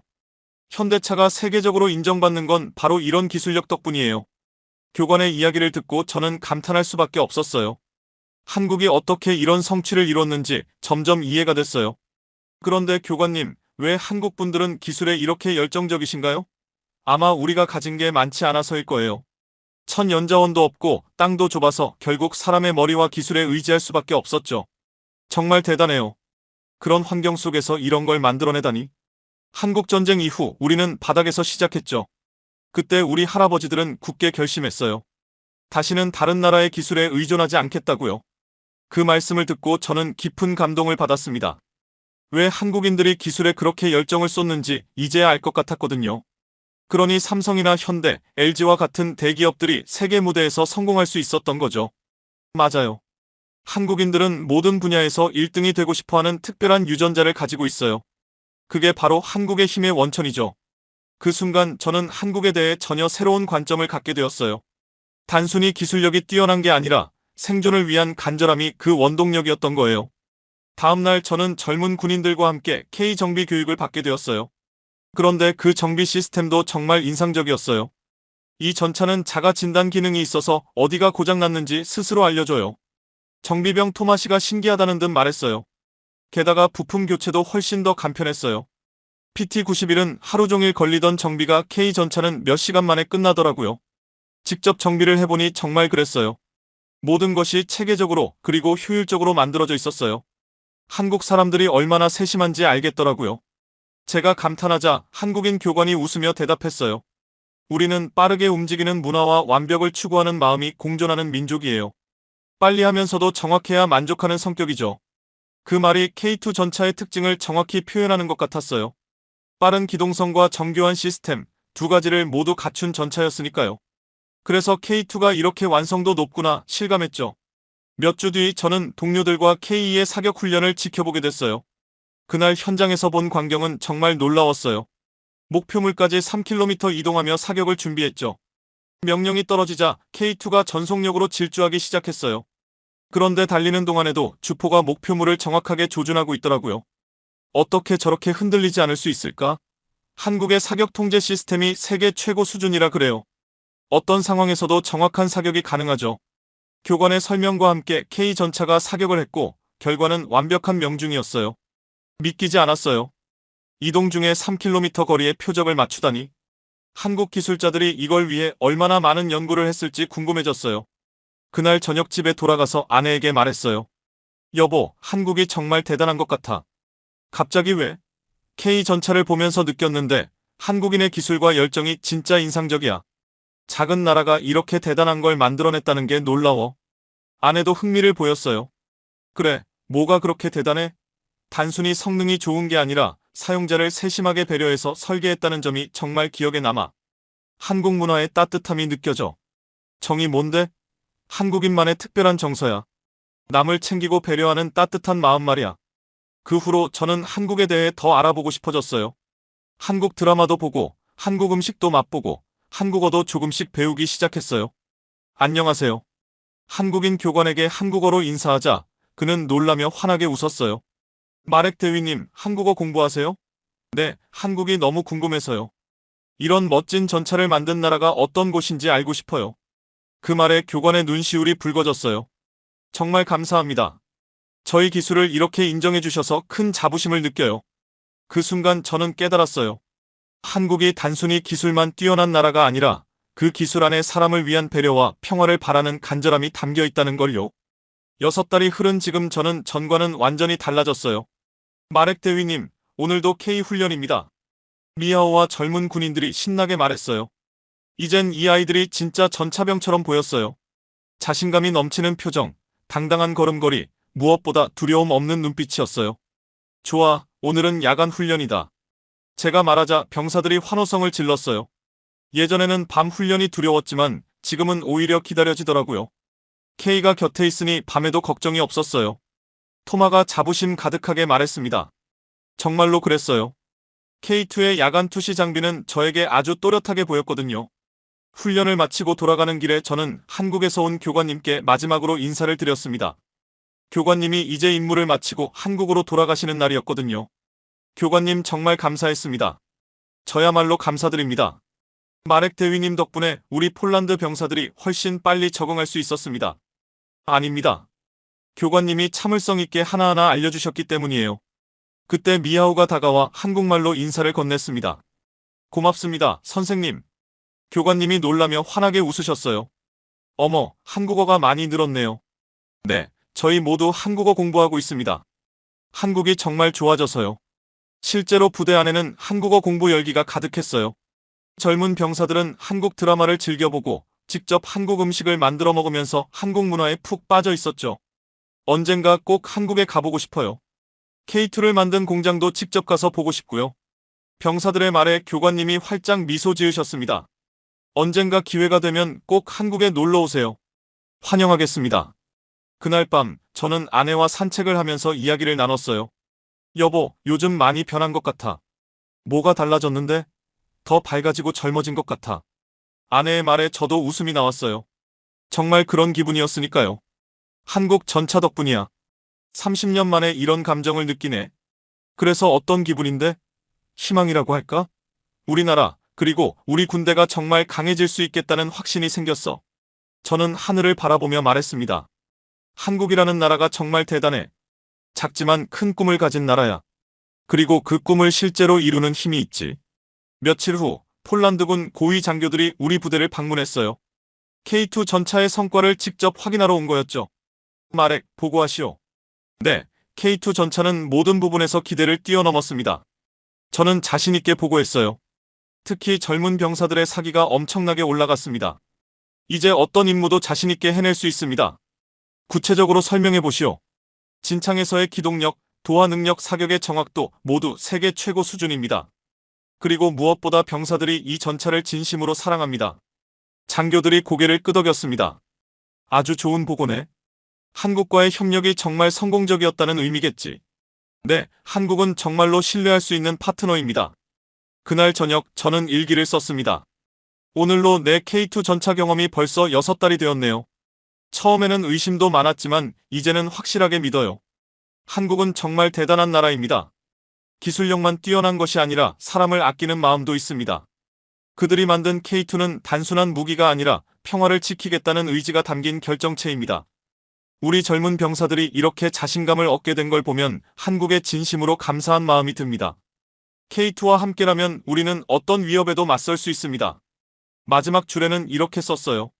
한국 감사합니다. 지금 이 순간에도 폴란드 브라니에보 훈련장에서는 K2 전차가 힘차게 달리고 있습니다. 젊은 병사들의 웃음소리와 함께요. 30년 베테랑이었던 제가 한국이라는 나라에서 배운 것은 단순한 기술이 아니었어요. 포기하지 않는 정신, 멈추지 않는 성장 의지, 그리고 무엇보다 평화를 향한 뜨거운 마음이었죠. 작은 나라 한국이 만들어낸 기적 같은 이야기. 그 이야기는 지금도 계속되고 있습니다. K2와 함께하는 매일이 저에게는 새로운 감동입니다.